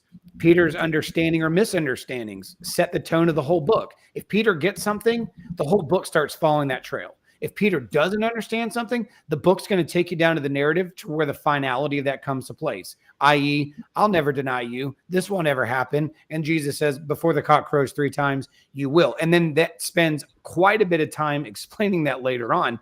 And then we also see places where Peter's involvement of gaining knowledge of the resurrection was distinguished from others when the women delivered the message in verse 7 of chapter 6 of 16. It's like, go tell my disciples and Peter. And as what Bauckham uses for John's gospel is also true in Mark's gospel with the inclusio eyewitness format, the beginning and the ending of the narrative. Who is the first name on the scene when we're finding him introduced with Jesus? It's Peter and Andrew, his brother. Whereas if you go to John, it's Andrew, Simon Peter's brother. The names are reversed at the introduction. And the last name in Mark's gospel is the one I just mentioned. It's Peter. Tell my disciples and Peter. And then we see the writer protect the identity of Peter throughout the book too. There's multiple reasons to believe, even within the perspective of the narrative, not just these external evidences, but look at the internal evidence. If Peter's behind it, then we should find a gospel that's filled with his perspective over against anybody else in the group. This is exactly what we see in the Gospel of Mark. So there's more going on here than just the external evidence here. The internal evidence is complementary to the external evidence. David, what do you think about that? I love what you're saying there, and I just think his objection here, I think, is saying that there's not a match between the internal and external evidence. So what he's saying is that the internal evidence is that, Mark is very short, whereas the external evidence from Papias is saying, Mark wrote down everything that he heard from Peter, right? But that clearly can't be true, right? He's going the Bar Ehrman route because, look, we've only got, an hour and a half to 2 hours of information in Mark. I'm not sure what you and Jonathan's take on this is, but I pair Papias' statement with Clement's, right, to interpret that. Because what Clement tells us is that Mark is written sort of as the result of a sermon that Peter preached in Rome, and then some Praetorian, I can speak. Praetorian guards come to him and ask him for a record of the things that have been said in that sermon, and so then he writes the gospel according to Mark from the things said by Peter. Right, that's from Clement. I think that Papias is, we only have the short quotation, but I think he's reporting the same thing. And so when he says everything that had been said by Peter, he's talking about everything that had been said by Peter in that sermon. And so if we sort of take these two accounts together, that makes sense of what we see in the Gospel of Mark. So that's why it is that Mark is considerably shorter. And even though Papias says he wrote everything, because he's saying that he wrote everything everything that Peter said on a particular occasion. Well, if you want bonus points and a shout out, that's exactly what Eusebius was doing in that section when he was quoting Papias. So Papias was corroborating Clement with Papias. Eusebius was corroborating those two testimonies. So that goes back to an earlier statement that was made. Oh, well, no, Papias is unreliable. Well, the only person that ever posed that on him was Eusebius, and most of his beef with him was because of his interpretations of the book of Revelation. Yep. But he obviously wasn't inaccurate enough that he wasn't going to use him to corroborate the gospel account. Right. So that's the part that constantly gets neglected here. It's like, well, he's not reliable. Well, who says? Well, Eusebius. He was debunking his theology more so than his historical attestation there. And if he wasn't reliable there, then why did Eusebius choose to corroborate him with Clement of Alexandria on the Gospel of Mark? Because it's exactly what he's doing. So don't jump straight to this. He's unreliable because Eusebius says so. Then you have to come to an understanding and an answer as to why then is Eusebius using him to corroborate the Gospel of Mark, because he obviously didn't like his theology, but he probably he seemed not to have any issue with his claims as far as the authorship of the Gospels. But again, Peter, when Peter's on the scene in Mark, even though Mark is a shorter gospel, why is it the details heighten when he is there and he is talking and acting that are more so in a lot of places than Matthew and Luke? That has to be explained for.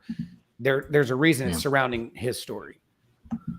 Yeah, and I put in the chat for anybody who's interested, and this will eventually become a video, but there is a lot of interesting internal evidence that Mark is very much a Peter-driven memoir. And so you can check out that article for more details. And hopefully it will become a video in the future. I know Bauckham also uses kind of the third to first person kind of argument, that it just kind of follows Peter in a number of different places. I don't have probably the time to unpack all of that. That would be like a whole other stream maybe. But so yeah, let's go ahead and continue here. The author of the Gospel of Luke is the only gospel writer who uses first-person language, stating, "I too decided to write," and handed down to us. However, the author never explicitly identifies himself by name, but instead employs pronouns. In the author's second volume, known as the Acts of the Apostles, there are 4 instances where the author switches from using they to we, suggesting personal involvement in some of the Apostle Paul's journeys. However, the author still does not provide his name.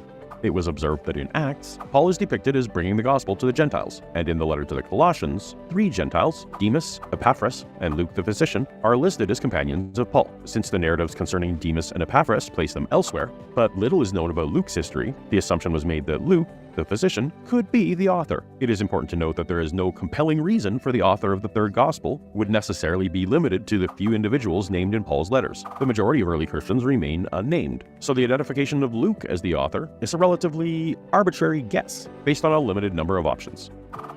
The traditional... Gosh, he says more about Luke later. Should we hold off on that, Jonathan, or do you want to address that? We can address it now and then mop up anything else that he says later. I mean, there's a lot of problems with what he just said. First of all, I mentioned earlier that Luke is addressed to an official by the name of Theophilus, and it seems very probable that his addressee knew who was writing to him, so it's unlikely that Luke was circulating anonymously. The most face value interpretation of the we passages is that the author is claiming to be a traveling companion of the Apostle Paul. The internal evidence for that, I would argue, is overwhelming. For example, In Acts 16, the wee passages trail off when Paul goes to Philippi, and then you don't see any more wee passages until chapter 20 when Paul returns back through Philippi, which is consistent with the author remaining behind in Philippi and then rejoining Paul when Paul went back through Philippi. There's also, of course, the numerous undesigned coincidences between Acts and Paul's letters, as well as external corroborations that indicate cumulatively that the author of Luke Acts is someone who is very much in the know about Paul's itinerary and travels and so forth. So that's also consistent with the author being a traveling companion of the Apostle Paul. Craig Keener also notes in his in the third volume of his 4-volume commentary, when he discusses the we narratives, he says, and I quote, "It is no coincidence that the we narratives provide the most detailed accounts in Acts. The missionaries' brief time in Philippi receives more detailed attention than 18 months in Corinth, and as much as 2 years in Asia.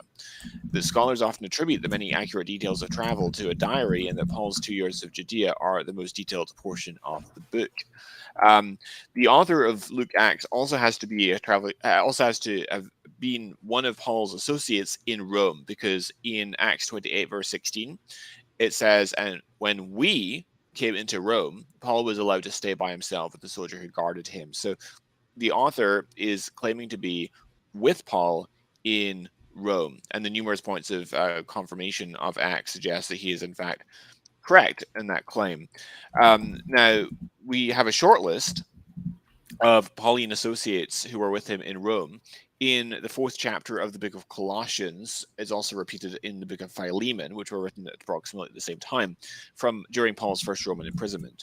And the individuals who are listed as being present with Paul in Rome in Colossians 4 are Aristarchus, Mark, the cousin of Barnabas, Jesus, who is called Justus, Epaphras, Luke, the beloved physician, and Demas. So that's our short list.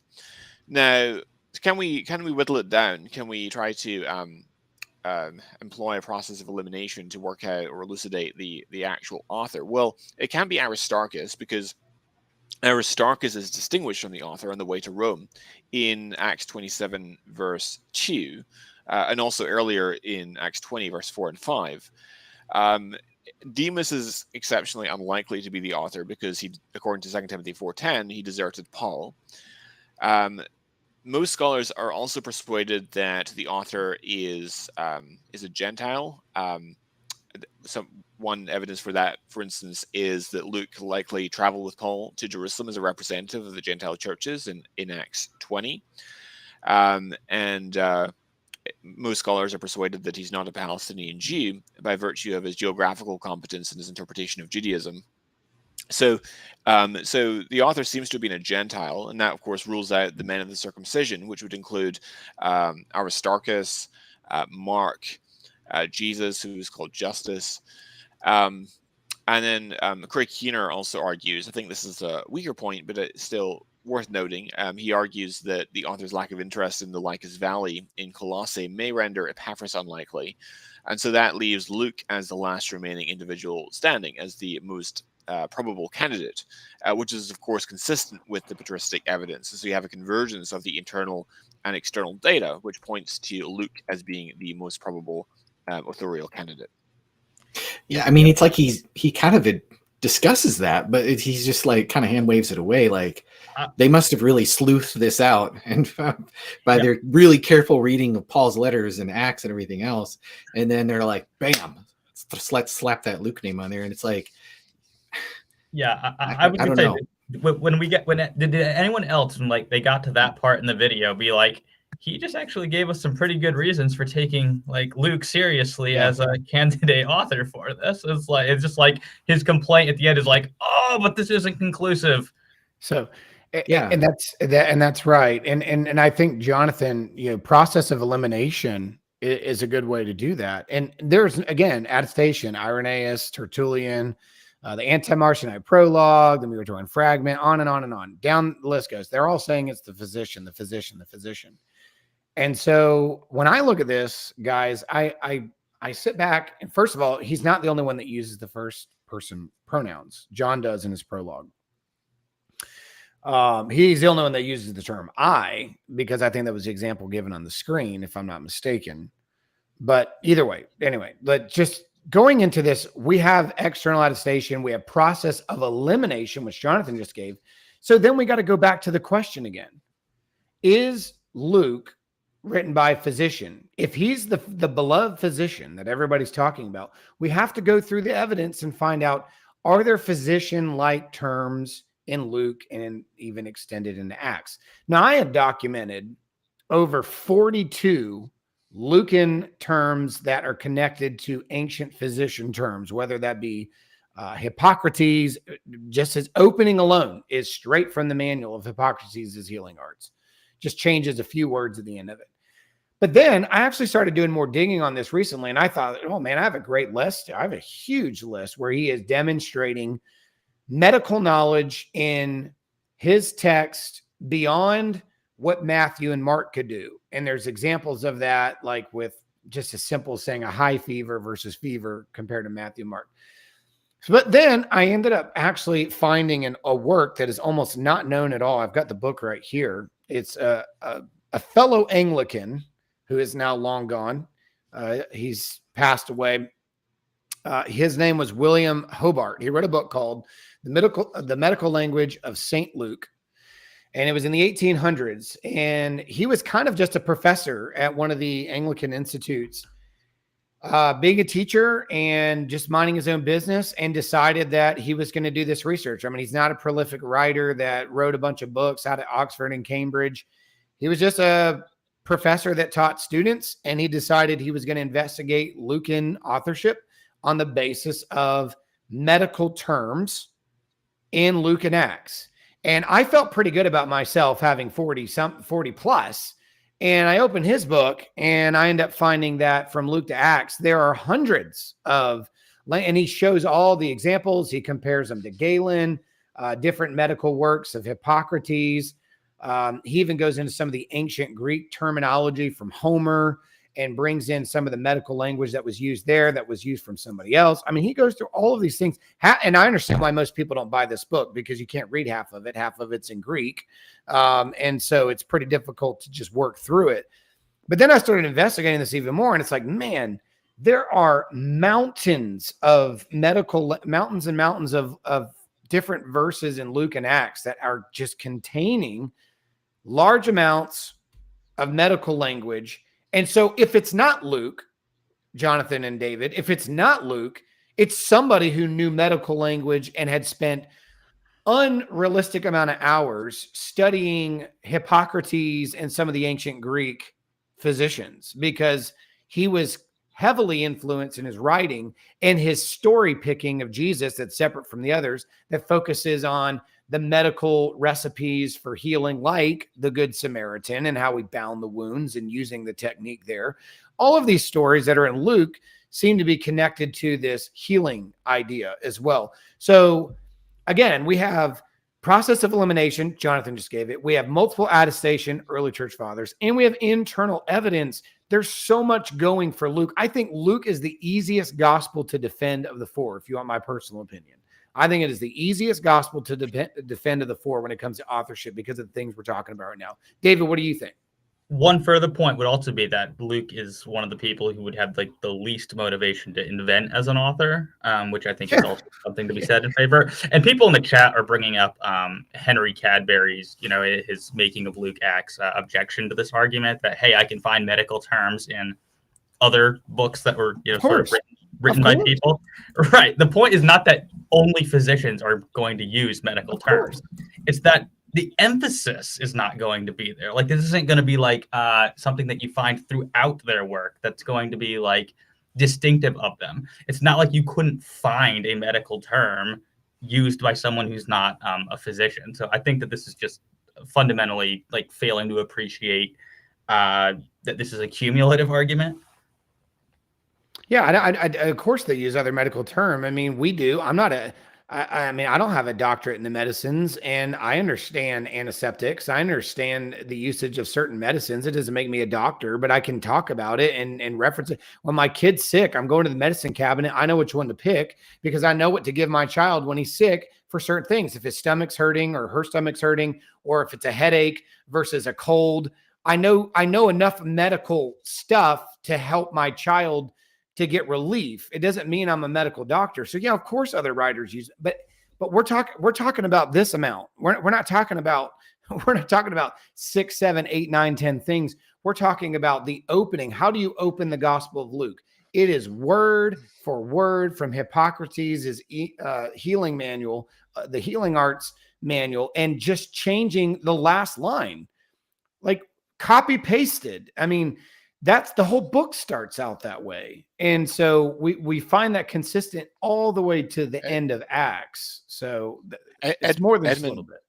Edmund Bennett, in The Four Gospels from a lawyer's standpoint, also notes that Luke has more of an interest in medical details than the other Gospels. So, for example, while the other Gospels simply speak of Christ as healing a leper and of curing a man who had a withered hand, Luke says that the first was full of leprosy, Luke 5:12.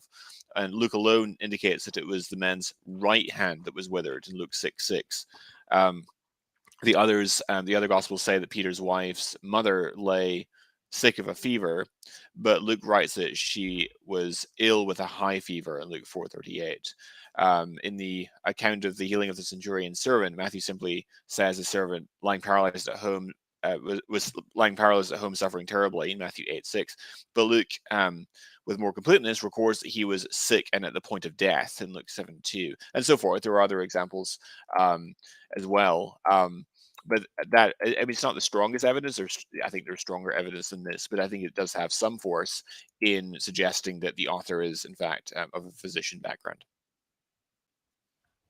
Yeah. And just study Luke 13:11-13, where it comes to the woman who had the 18 years of back conditions, and all the terminology he uses to A, diagnose, B, resolve, and 3, the healing diagnosis after Jesus is done. It is very much straight out of the healing manuals of the Greeks and terminology that they would use for somebody in that same condition. Just the words like asthenios and things like that, not used any. And again, we're talking about terms that aren't used in any other New Testament books. We're talking about just, and he does all of them. He does some that are also in Mark and others. But my goal is actually taking a lot of them that are not in Mark, not in Matthew, and not in any other New Testament book, just Luke and Acts alone being unique to himself. And all you got to do is go to Luke 13:11-13, the story of the one with the 18-year back condition. Go through some of the Greek terms there. Nobody else uses them in the New Testament. They're straight from the manuals. They're straight from the healing arts of the Greeks.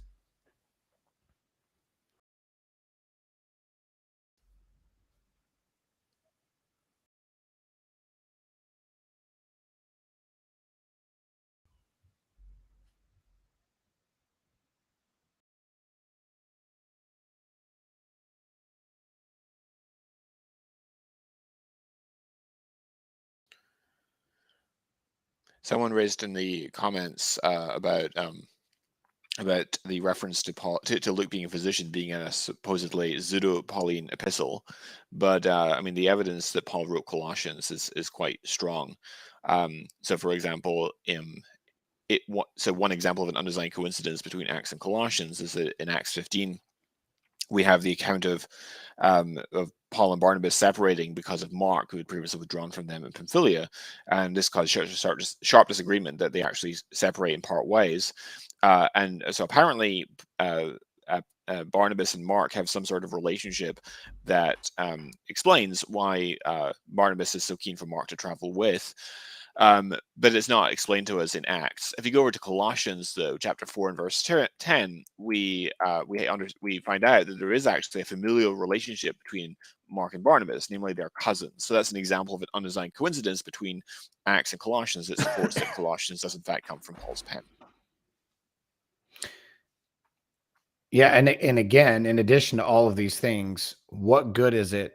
Back to, and you mentioned, David, Luke would not be a name you put on a gospel to begin with, especially if we just take the so-called original letters of Paul, because then we're only stuck with him in Philemon. Because the other one's 2 Timothy and Colossians. So then we're just stuck with him in Philemon. So then he's really insignificant. But so is Mark. Just hearing you say that a second ago, Jonathan, we're talking about John Mark ended up splitting Paul and Barnabas. That was the big debate. Who in the world would name a gospel after John Mark, who abandoned the whole mission that out of fear, and it created this havoc, and Paul and Barnabas ended up splitting over. You would never name a gospel after those two characters based on what we know of them or what we don't know of them and try to pass it into the churches. Yeah, Matthew, apostle, John, apostle, but you start getting into Mark and you start getting into Luke, who's going to plagiarize a gospel with their name on? That's why most of the significant Gnostic gospels that are being brought into the churches are named after key figures and eyewitnesses: Mary, Thomas, and Philip, and Peter, and Judas. I mean, that's why they have their names on them. And you don't see a lot of works that are coming in with Mark and Luke's name on them because they're not worth plagiarizing, because they're not significant to the eyewitness. And then the writer of Luke is admitting he's not an eyewitness, that he received it from the eyewitness. Why in the world would we take his credibility at that point when he's already saying he's not an eyewitness? That's the opposite of what those that are trying to prove they are apostles are doing. They're trying to tell you they are apostles. He's saying, I'm not one, but I interviewed them and I took their testimonies. So again, why put their names on there? If they're trying to pull a fast one with Mark, just put Peter's name on it. That'll solve everybody's problems. But if Mark did the penning, put his name on it, and the churches won't care if they know Peter's behind it.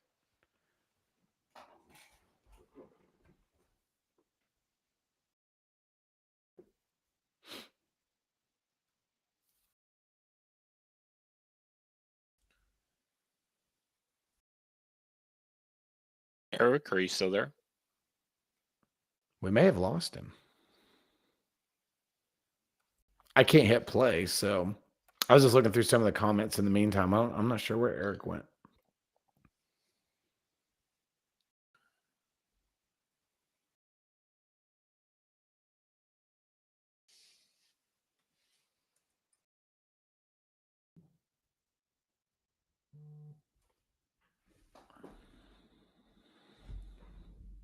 Yeah, I think his screen's frozen at this point.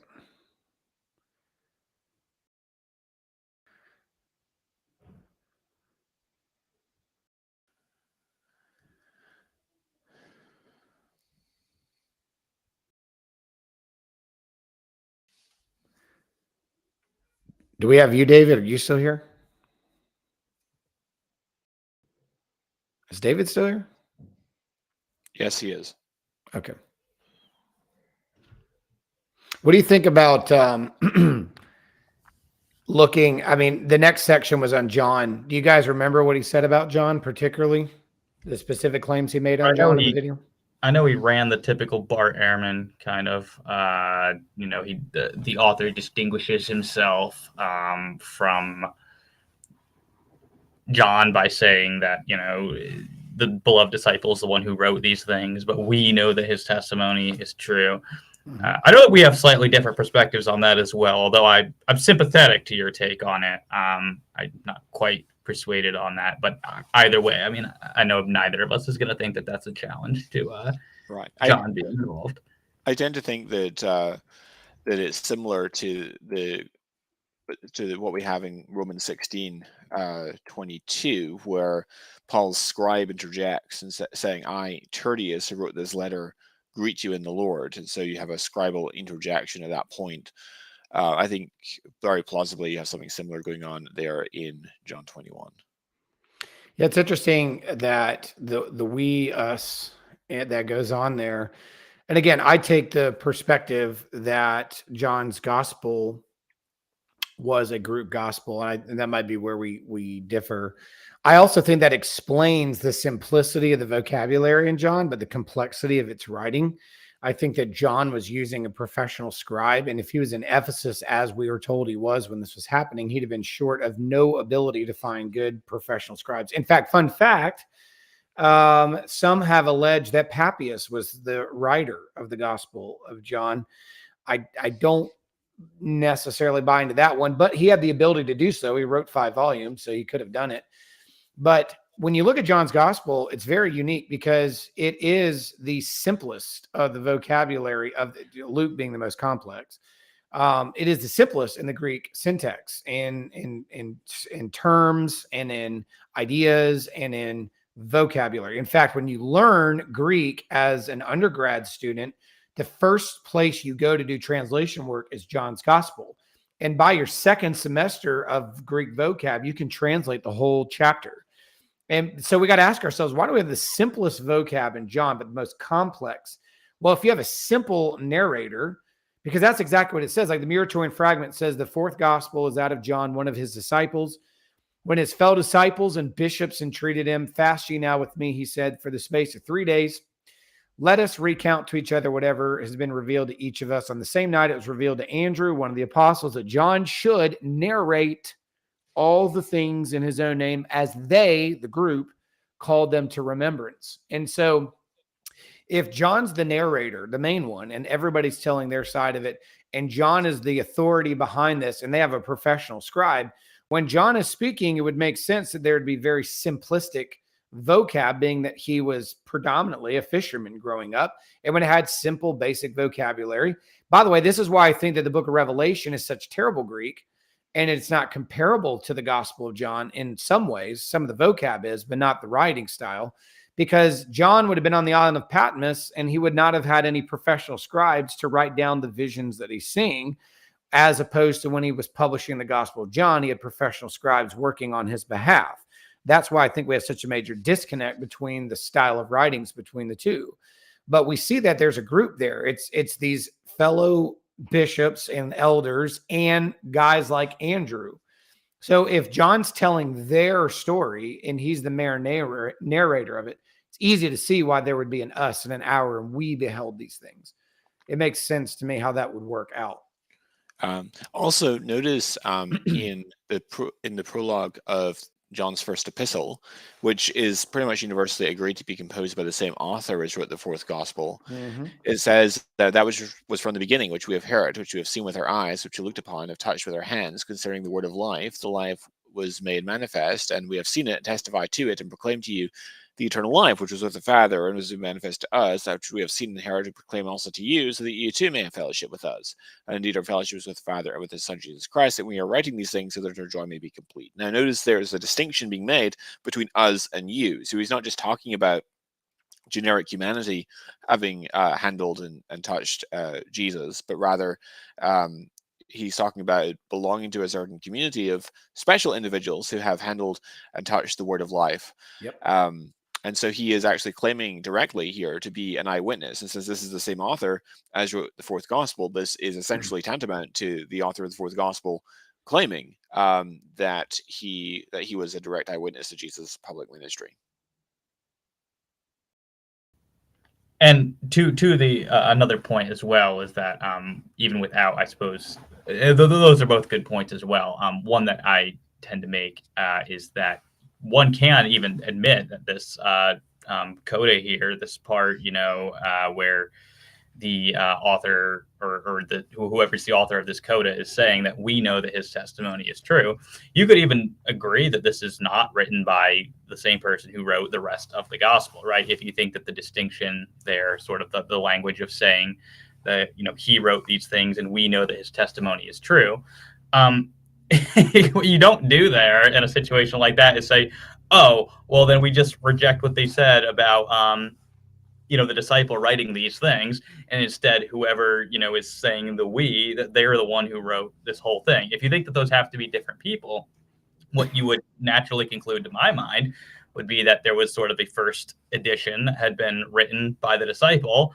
And then, perhaps after he had passed away or something, then this was added on at the end, right? Perhaps to correct some misunderstandings, whether those would be, for example, that the disciple whom Jesus loved was going to live until Jesus returned or something like that.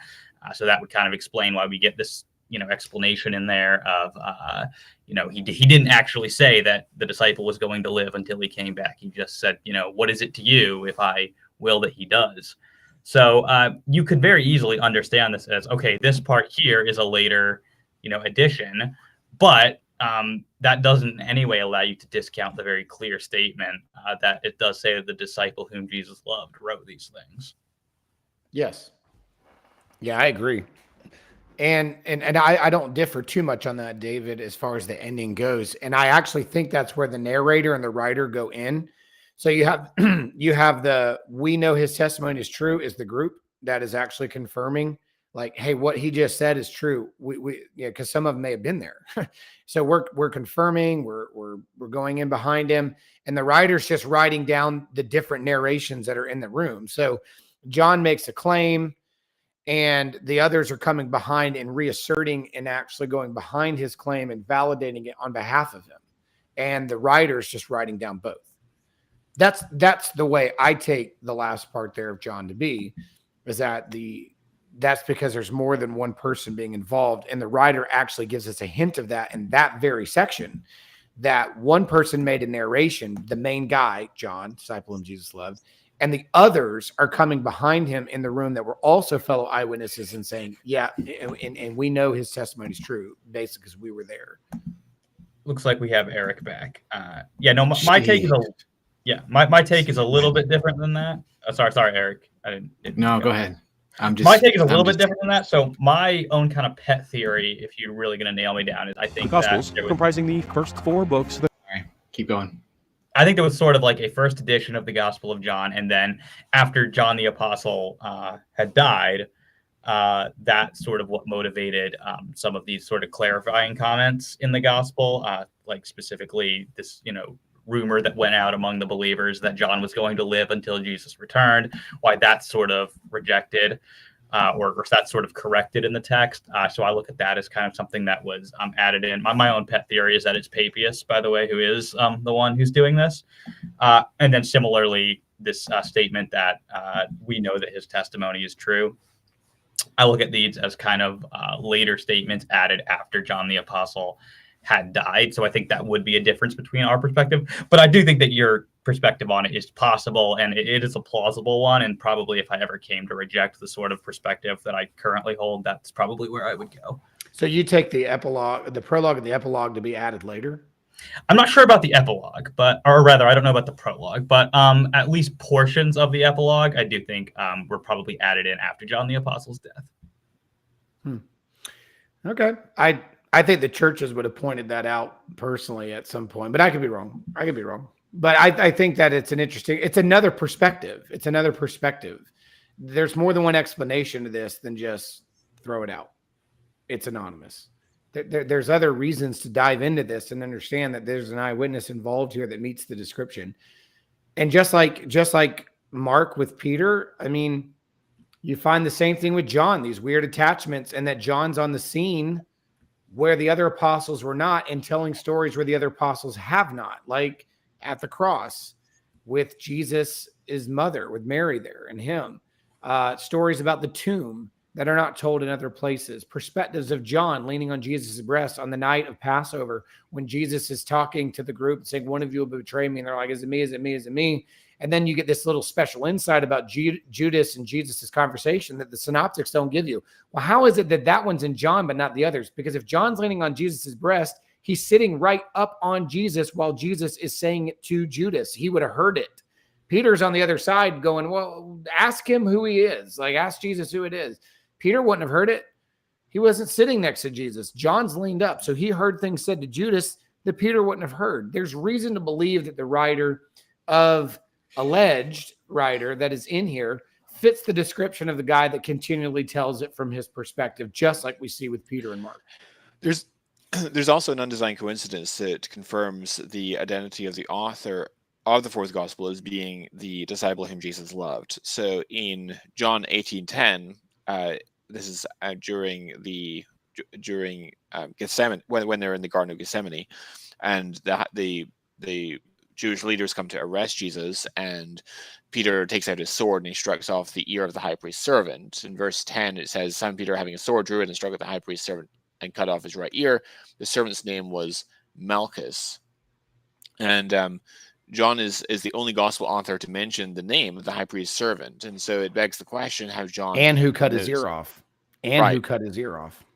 And so it begs the question of how John knew the identity of the high priest's servant. How does he know the name when no other gospel mentions it? We continue reading verse 26 and 27. It says, one of the servants of the high priest, a relative of the man whose ear Peter had cut off, asked, did they not see you in the garden with him? Peter again denied it, and at once a rooster crowed. And so here again, John gives us details that are specific to John. And so again, it begs the question: how does the author know that the individual who approached Peter was one of the high priests, was a relative of the man whose ear Peter were cut off? That detail is not given to us by any other gospel. In verse 15 and 16 of that same chapter, it tells us that Simon Peter followed Jesus, and so did another disciple. Since that disciple was known to the high priest, he entered with Jesus into the courtyard of the high priest. So Peter stood outside at the door. So the other disciple, who was known to the high priest, went out and spoke to the servant girl who kept watch at the door and brought Peter in. And so we wonder, okay, what is the identity of this other disciple who's apparently known to the high priest? Well, in chapter 19, verse 26, it says, when Jesus saw his mother and the disciple whom he loved standing nearby, that is at the crucifixion scene, he said to his mother, "Woman, behold your son." So apparently there's this other disciple had followed Jesus to the cross, and he's actually identified here as the disciple whom he loved. And then, of course, in chapter 20, verse 2, it says that Mary Magdalene ran and went to Simon Peter and the other disciple, the one whom Jesus loved, and said to them, "They've taken the Lord out of the tomb, and we do not know where they have laid him." So Peter went out with the other disciple, and they were going toward the tomb. So this is a close companion of Peter. He's called the other disciple here also, and also he's referred to as the one whom Jesus loved. And so it's striking then that chapter 21, verse 24 identifies the author of the fourth gospel as being the disciple whom Jesus loved, which then illuminates and clarifies for us why he knows the identity of the high priest's servant as being Malchus, because he is someone who's known to the high priest, and also illuminates how he knows the identity of one of the inquirers in the courtyard, this was a relative of the man whose ear Peter had cut off. And so that fits together in precisely the way you would expect, if indeed the attribution of the fourth gospel to the disciple whom Jesus loved is correct. One objection that sometimes comes up is, but isn't it unlikely that a fisherman would be known to the high priest? But this is to do a priori history, and it's very difficult from our vantage point to say who would have known or not known another individual in the ancient world. So I don't find that line of argument very compelling. Do I exist? Can you guys see me? Yes. Can you hear me? All right. Yeah, I don't know what happened there. So we'll. Kip said he used his powers, his dark powers. Man, yeah. Get thee behind me, Satan. I just realized you guys are sitting here reading all the comments, and I've been shutting them off this whole time. Like, how are you guys seeing all this stuff? So I finally opened up my app, and I was like, oh, there's everybody. So I decided to. I probably shouldn't have. I think I was doing better without it, but I probably. Kip Davis asked in the chat, I asked before and would love for the panel to answer this question. Is it in any way problematic if all the four gospels are anonymous?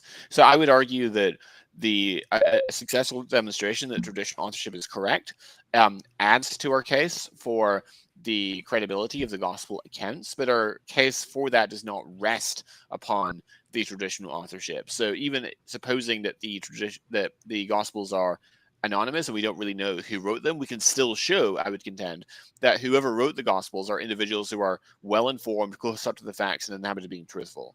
So this what we're arguing here only adds to our case. Our case doesn't rest on it. I would answer that yes and no. If they were anonymous but traceable to the correct people. So what do we mean by anonymous? Because some would say that just some random groups of Christians compiled this. That's problematic. If they're actually apostolic figures and they were groups of the apostles and eyewitnesses who were leaders in the churches ordained by Jesus himself to do this, that's why I have no problem with Matthew being a group gospel, or that he wasn't the full-blown worker on his, or John on his. Because at the end and obviously Mark and Luke were not apostles. They were dependent on authorities. So if they're anonymously being distributed, which I don't think they would have, and I've done a whole entire work and a whole entire episode, and I've written on Tertullian's perspective why I don't think that would happen, and I gave a summary of it earlier, but let's just say it was. If the texts were anonymous on the document themselves, meaning there's no name, but the church knew the origin of them and where they came from, and they were traditionally passed down as being, or whatever term you want to use, the memoir of the apostles, whatever term you want to put on it, are they traced to qualified people who are with Jesus, who are commissioned to do this? If not, that's where the problem is for me. I'm fine with anonymous text as long as anonymous texts go back to traceable, known authors or author and where it came from, its origination, as far as that goes. So yes and no. I can live with an anonymity as long as anonymity goes back to traceable sources and their names just weren't scribed on the top of the sheet on the papyrus. David, Because it's about who it came from. It's about who it came from more than whose name's on it. Because if Matthew was the main guy, but he wasn't the only guy, then yeah, Matthew's name's going to be on it if he did the most of the work. But if it's a group of people in Jerusalem working together to get the message out, it's probably why the Didache referred to it as the gospel of the Lord in its earliest transmission, because it wasn't about Matthew. He was just a main component in doing it. Right. David, did you have anything you want to add to that before we move on? I mean, I addressed it in the comments with Kip there. I would just say I do think it is important that we know where the information is coming from ultimately. And so it depends on what you mean by, anonymous. If anonymous means like it's completely unknown to us where this information is coming from, that's problematic. If anonymous just means, hey, they didn't name themselves in the text, I don't care. Right. All right. Okay, what says, does Stephen Boyce look like Dave Farina? Okay, I gotta separate you two if that's the case. There we go. You guys can't be next to each other if it's Dave. Anyway, moving on. Somebody will get that joke. Testimony referred to. Additionally, the author does not claim to be this disciple. The narrative remains in the third person, stating he testifies, not I testify. The second passage is found in chapter 21, again referring to the unspecified disciple whom Jesus loved. This is the disciple who testifies to these things and who wrote them down. We know that his testimony is true. It is possible to interpret writing these things down as referring to the author of the fourth gospel itself, if not for the subsequent sentence. The author explicitly distinguishes. Did we already go through this? We did go through this. I apologize. I had to close down from the author of the second gospel, who traditionally considered the author of the book out that the beloved disciple. Where are we here? I apologize, guys. For some reason, I got all froze, and then I had to come back.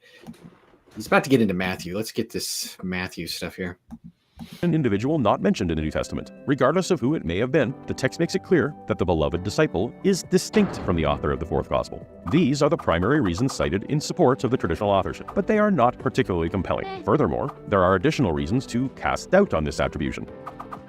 In the 9th chapter of the first gospel, there is an account of Jesus meeting Matthew, who is traditionally considered the author of the book. However, instead of using his own words to describe this significant event in his life, Matthew simply copies the narrative nearly word for word from the author of the second gospel, who certainly was not present. Furthermore, Matthew does not place himself in the story. He uses phrases like, Jesus saw a man named Matthew, Jesus told him, and Matthew got up, rather than Jesus saw me, Jesus told me, or I got up. In fact, none of the Gospels are written in first or second person perspective to indicate personal participation in the events. The authors do not claim to be eyewitnesses, nor provide literary hints suggesting that we should consider them as such, despite the obvious air of legitimacy that this would lend their words. To be fair, writing in the third person perspective did occur in the first century, as seen in examples like Julius Caesar and Tacitus. However, this was not a prevailing practice, and was used for brief stylistic emphasis rather than as an extended narrative convention. The 12 disciples, including Matthew, would have spoken primarily Aramaic, and most likely fell in the 97% of first century Jewish Palestine who lacked the ability to write in any language, let alone compose literary works in the educated Greek found in the first gospel. In fact, around 155 AD, the church father Justin Martyr wrote, "For from Jerusalem there went out into the world men 12 in number, and these illiterate, of no ability in speaking." Argue that any of them later acquired education would contradict the church tradition still upheld in the 2nd century. While Matthew was known as a tax collector, we should not think of him as a modern-day educated accountant. In Palestine, the position was simple and crude, collection and enforcement, without significant paperwork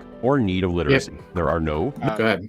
So, I mean, this is just problematic. I mean, Bart Ehrman even, in Misquoting Jesus on page 38, I'm quoting, he says, "Throughout most of antiquity, since most people could not write, there were local readers and writers who hired out their services to people who needed to conduct business that required written texts, tax receipts, legal contracts, licenses, personal letters, and the like."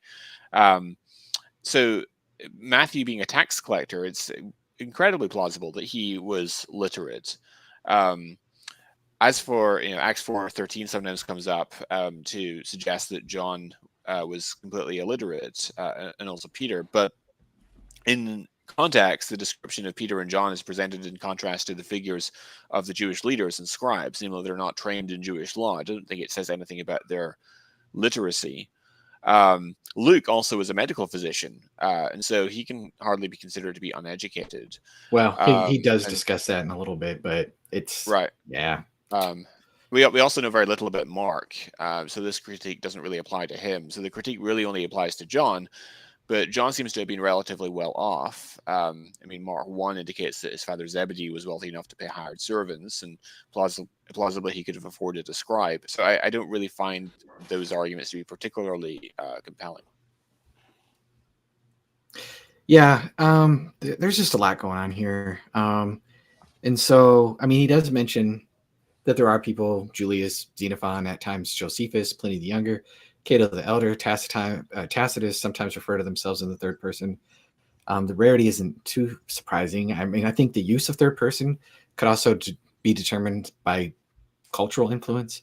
I mean, a lot of the Old Testament is written that way. I assume the evangelists stuck to the belief in the traditional authorship of the Pentateuch. I know that, Kip Davis is punching the air and blowing his stack right now.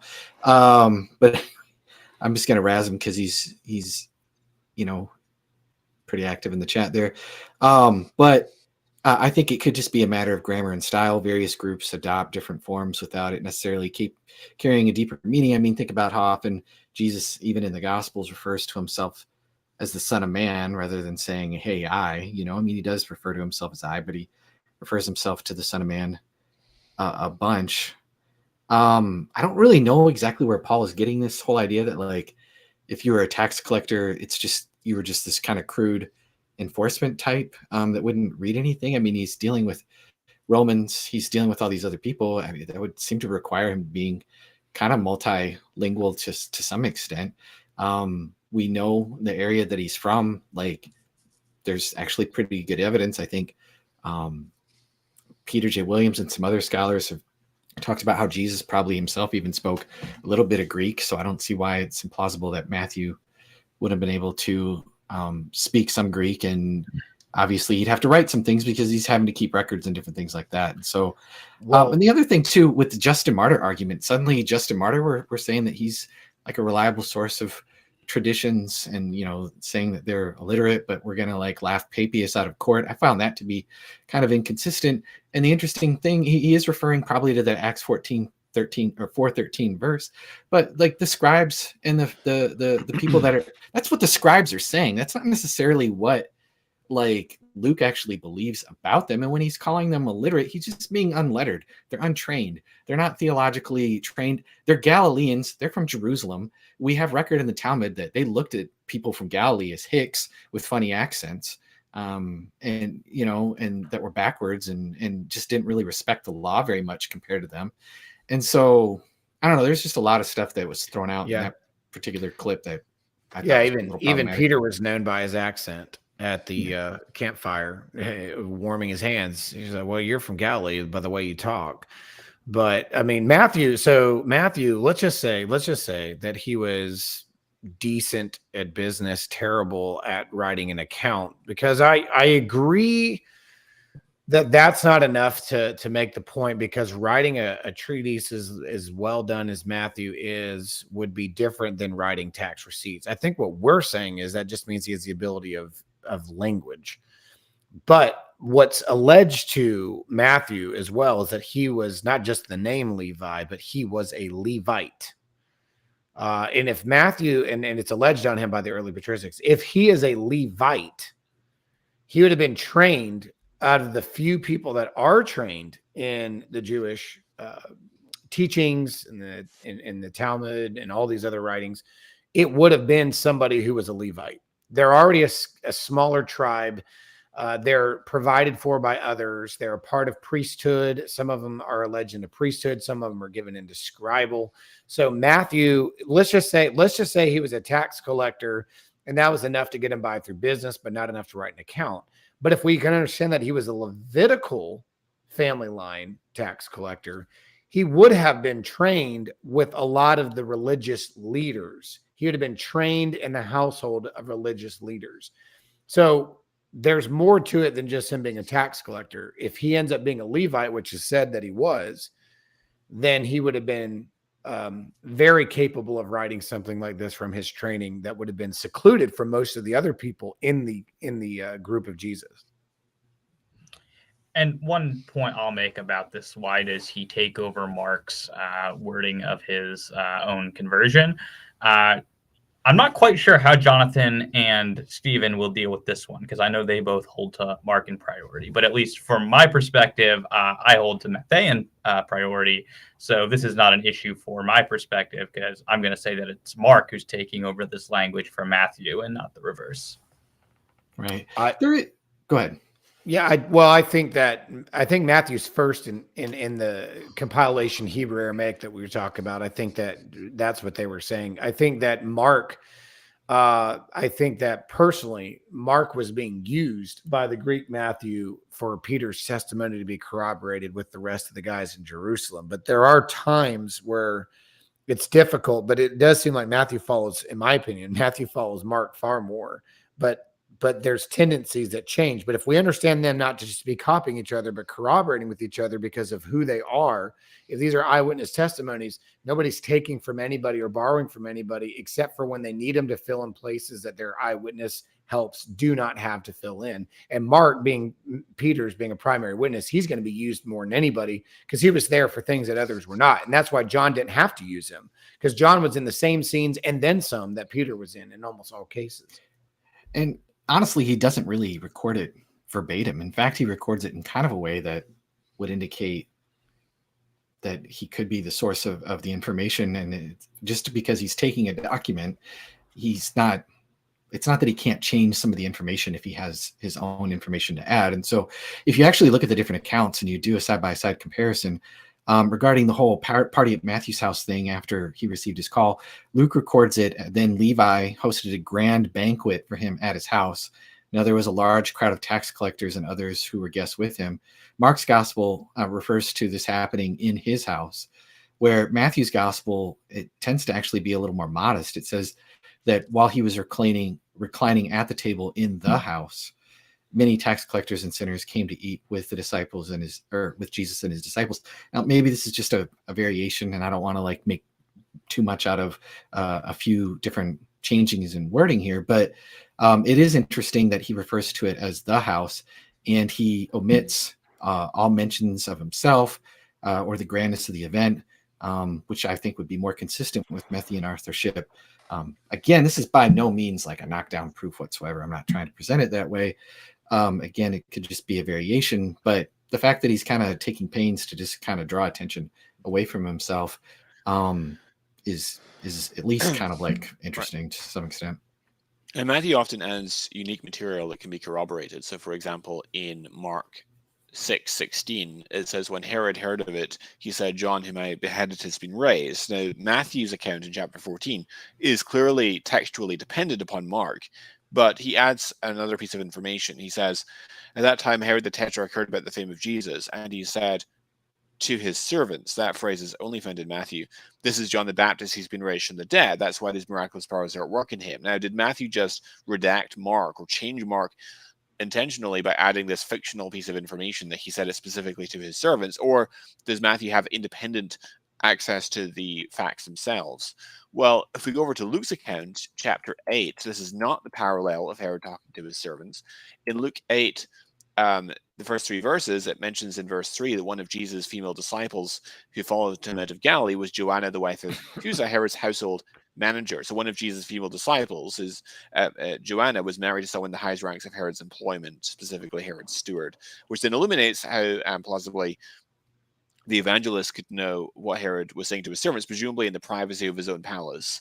But that detail to his servants, that phrase, is only found in Matthew, even though he is textually dependent upon Mark.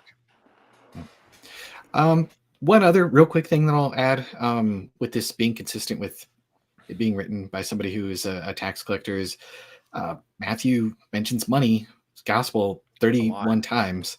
Mark refers to money 6 times, Luke 14 times.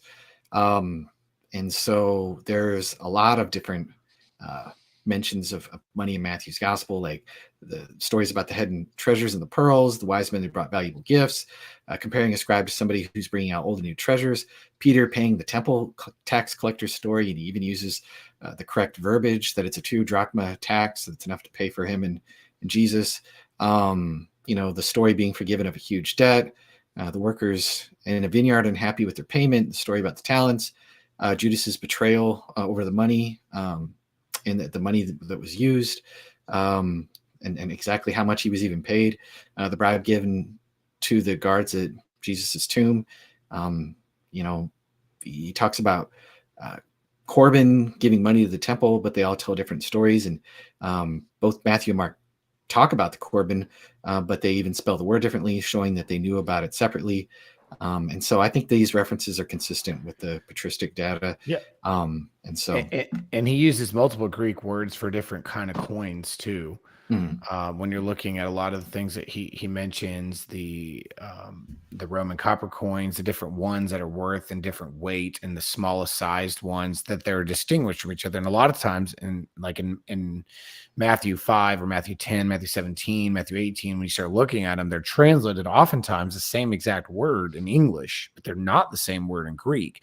And he's using different terminology to describe different coins. And some of them are very similar in root word because they come from the same kind of coin or the same kind of substance, like copper. Copper was an important one, or silver was an important one. So when we look at Matthew, he uses different types of coins that others only focus on the generic ones or the main ones that were being used. He goes into things that are more, it'd be in our equivalents of, we probably talk about $100 bills and things like that, but he's getting into some more rare coins, like a $2 bill in our terminology. So he's getting into things a little bit different, or $50. You don't see a lot of those anymore. Like, he's using terms that are more distinct on coinage than you find in the other gospels. So that, to me, makes an argument for his familiarity with different types of payments that were coming in. Yeah, like for just one example, I mean, when they're fighting over the whole, like the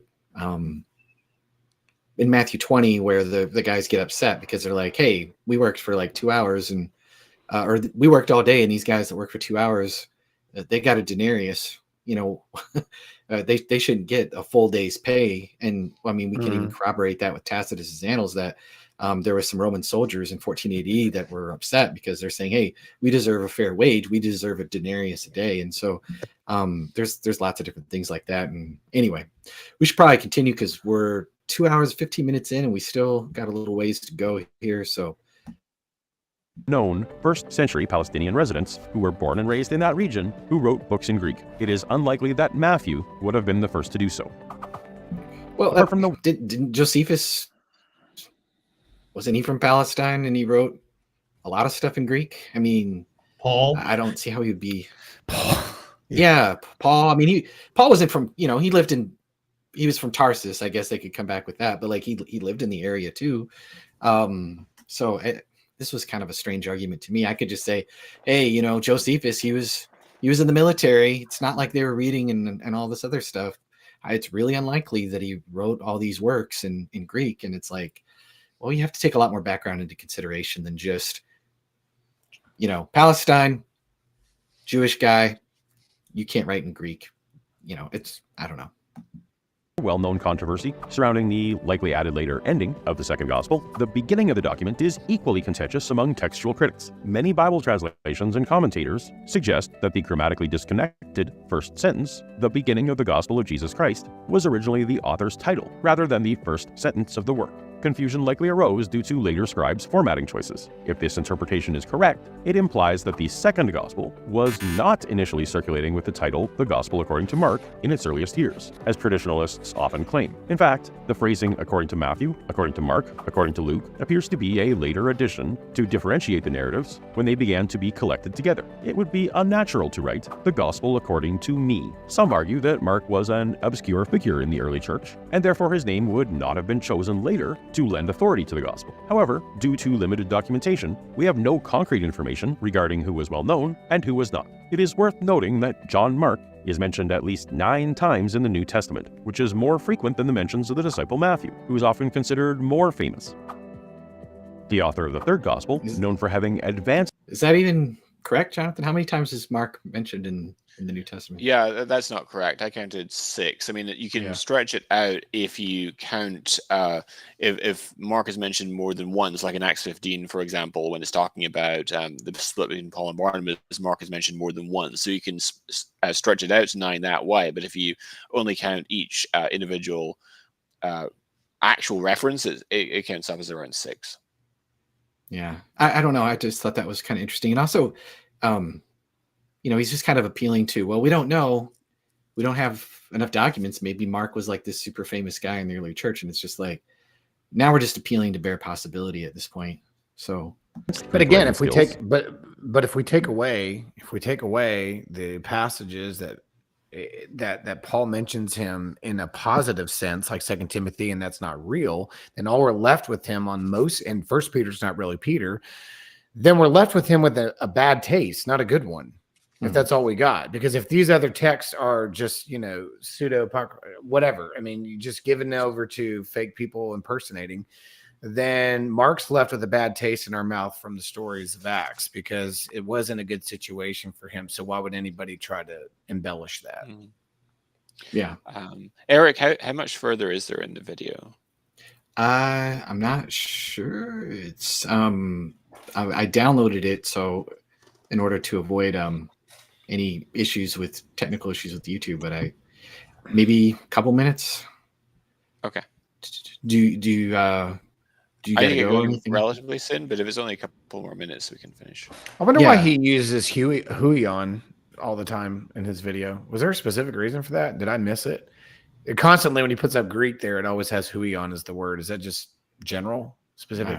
I don't know. We'll have to ask. And Hellenistic cultural references is commonly assumed to be a Gentile. While an individual named Luke is mentioned 3 times in the New Testament, it is only in a passage from Colossians that he is described as a Gentile. However, it should be noted that the authorship of Colossians itself is a subject of dispute among scholars. The single connecting description of Luke as a Gentile becomes subject to doubt, and with it, the assumptions about his authorship. The same problematic passage in Colossians is our only source indicating that Luke was a physician. However, in the 1st century, medical practitioners often required their knowledge through apprenticeships, oral traditions, and practical experience rather than formal education. Learning Greek composition, which took years to master, was not typically associated with medical training during that time. Given the limited lifespan and the demands of acquiring expertise in multiple disparate specialties, the pairing of Greek writing skills and medical training becomes less plausible. Moreover, the portrayal of Paul in the book of Acts, which is written by the same author as the 3rd Gospel, frequently diverges from Paul's self-portrayal in his genuine letters. For example, in Acts, Paul is depicted as immediately going to Jerusalem to meet with the disciples shortly after his vision of Jesus. However, in Galatians, Paul explicitly states that he did not consult with the disciples after his conversion. These discrepancies, which will be explored in more detail in a future video, cast doubt on the idea that Acts, and by extension the 3rd Gospel, was written by a companion of Paul.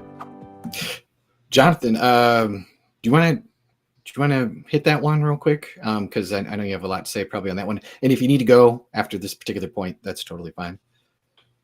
Yeah, so the relevant text is in Galatians 1, where he says,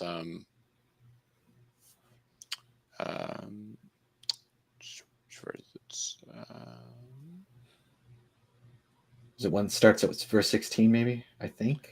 Or am I off? Yeah, you're right. Yeah, so he, verse 16, he says, so starting with verse 15, but when he who had set me apart before I was born, and who called me by his grace, was pleased to reveal his Son to me, in order that I might preach him among the Gentiles, I did not immediately consult with anyone, nor did I go up to Jerusalem to those who were apostles before me, but I went away into Arabia and returned again to Damascus. So the account in Acts 9 talks about his conversion, and it says in verse 19, for some days he was with the disciples at Damascus, and immediately he proclaimed Jesus in the synagogue, saying he is the Son of God, and all who heard him were amazed and said, is not this the man who made havoc in Jerusalem of those who called upon his name? By the way, I think that disciples there in verse 19 is probably a broader group than the apostles of Jesus, so it's in this special designated group of apostles. And has he not come here for this purpose, to bring them bound before the chief priests? But Saul increased all the more in strength and confounded the Jews who lived in Damascus by proving that Jesus was the Christ. And then it says in verse 23, when many days had passed, the Jews plotted to kill him, but the plot became known to Saul. They were watching the gates day and night in order to kill him, but his disciples took him by night and let him down through an opening in the wall, lowering him in a basket. And then he goes to Jerusalem to meet with the apostles. So the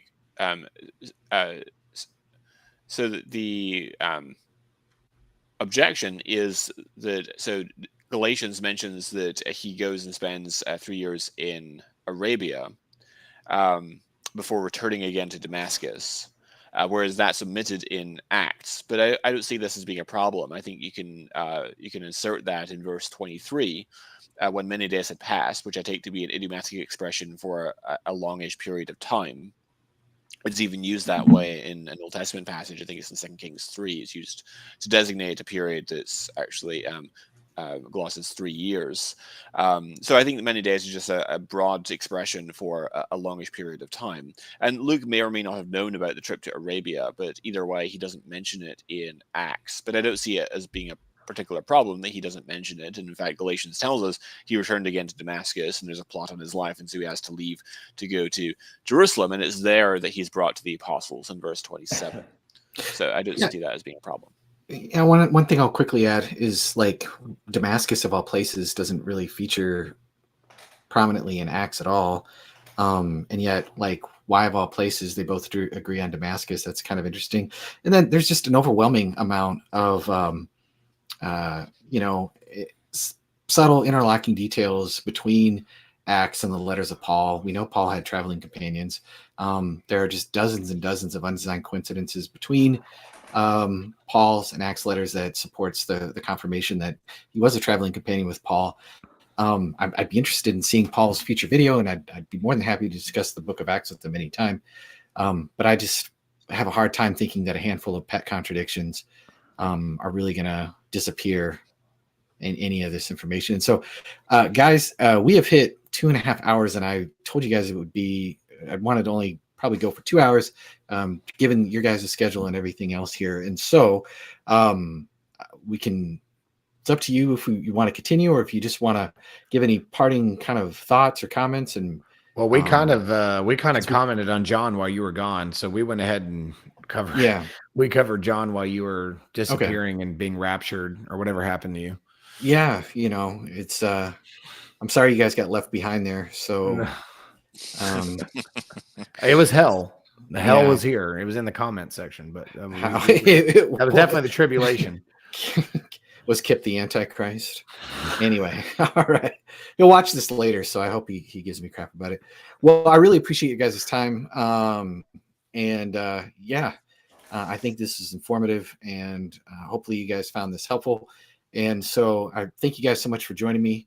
And again, talkaboutdoubts.com. If you're looking for, you have questions, unsettled kind of issues with your faith, things that are nagging at you, and you want to talk to somebody one-on-one, an expert. It doesn't matter really what kind of field. We have people that can cover all kinds of things. And so avail yourself to Jonathan's resource there. We're all, counselors for this particular thing. Go to Faith Because Reason, and definitely check out David's video on the authorship of the gospel, because basically it's pretty full refutation to a lot of the stock objections that Paulogia is raising here. I see a lot of times the citations is Ehrman. David is interacting with Ehrman and all of his information there. And then again, Facts Podcast, subscribe if you're looking for answers, especially regarding early church history and the fathers and all that other kind of stuff, canonicity, all of that good stuff. Stephen's got you covered there. You could get that on Spotify. A lot of times the videos are on YouTube at Explore Christianity. And so, all right, well, guys, thank you so much for joining us on this stream, and we'll see you in the next one.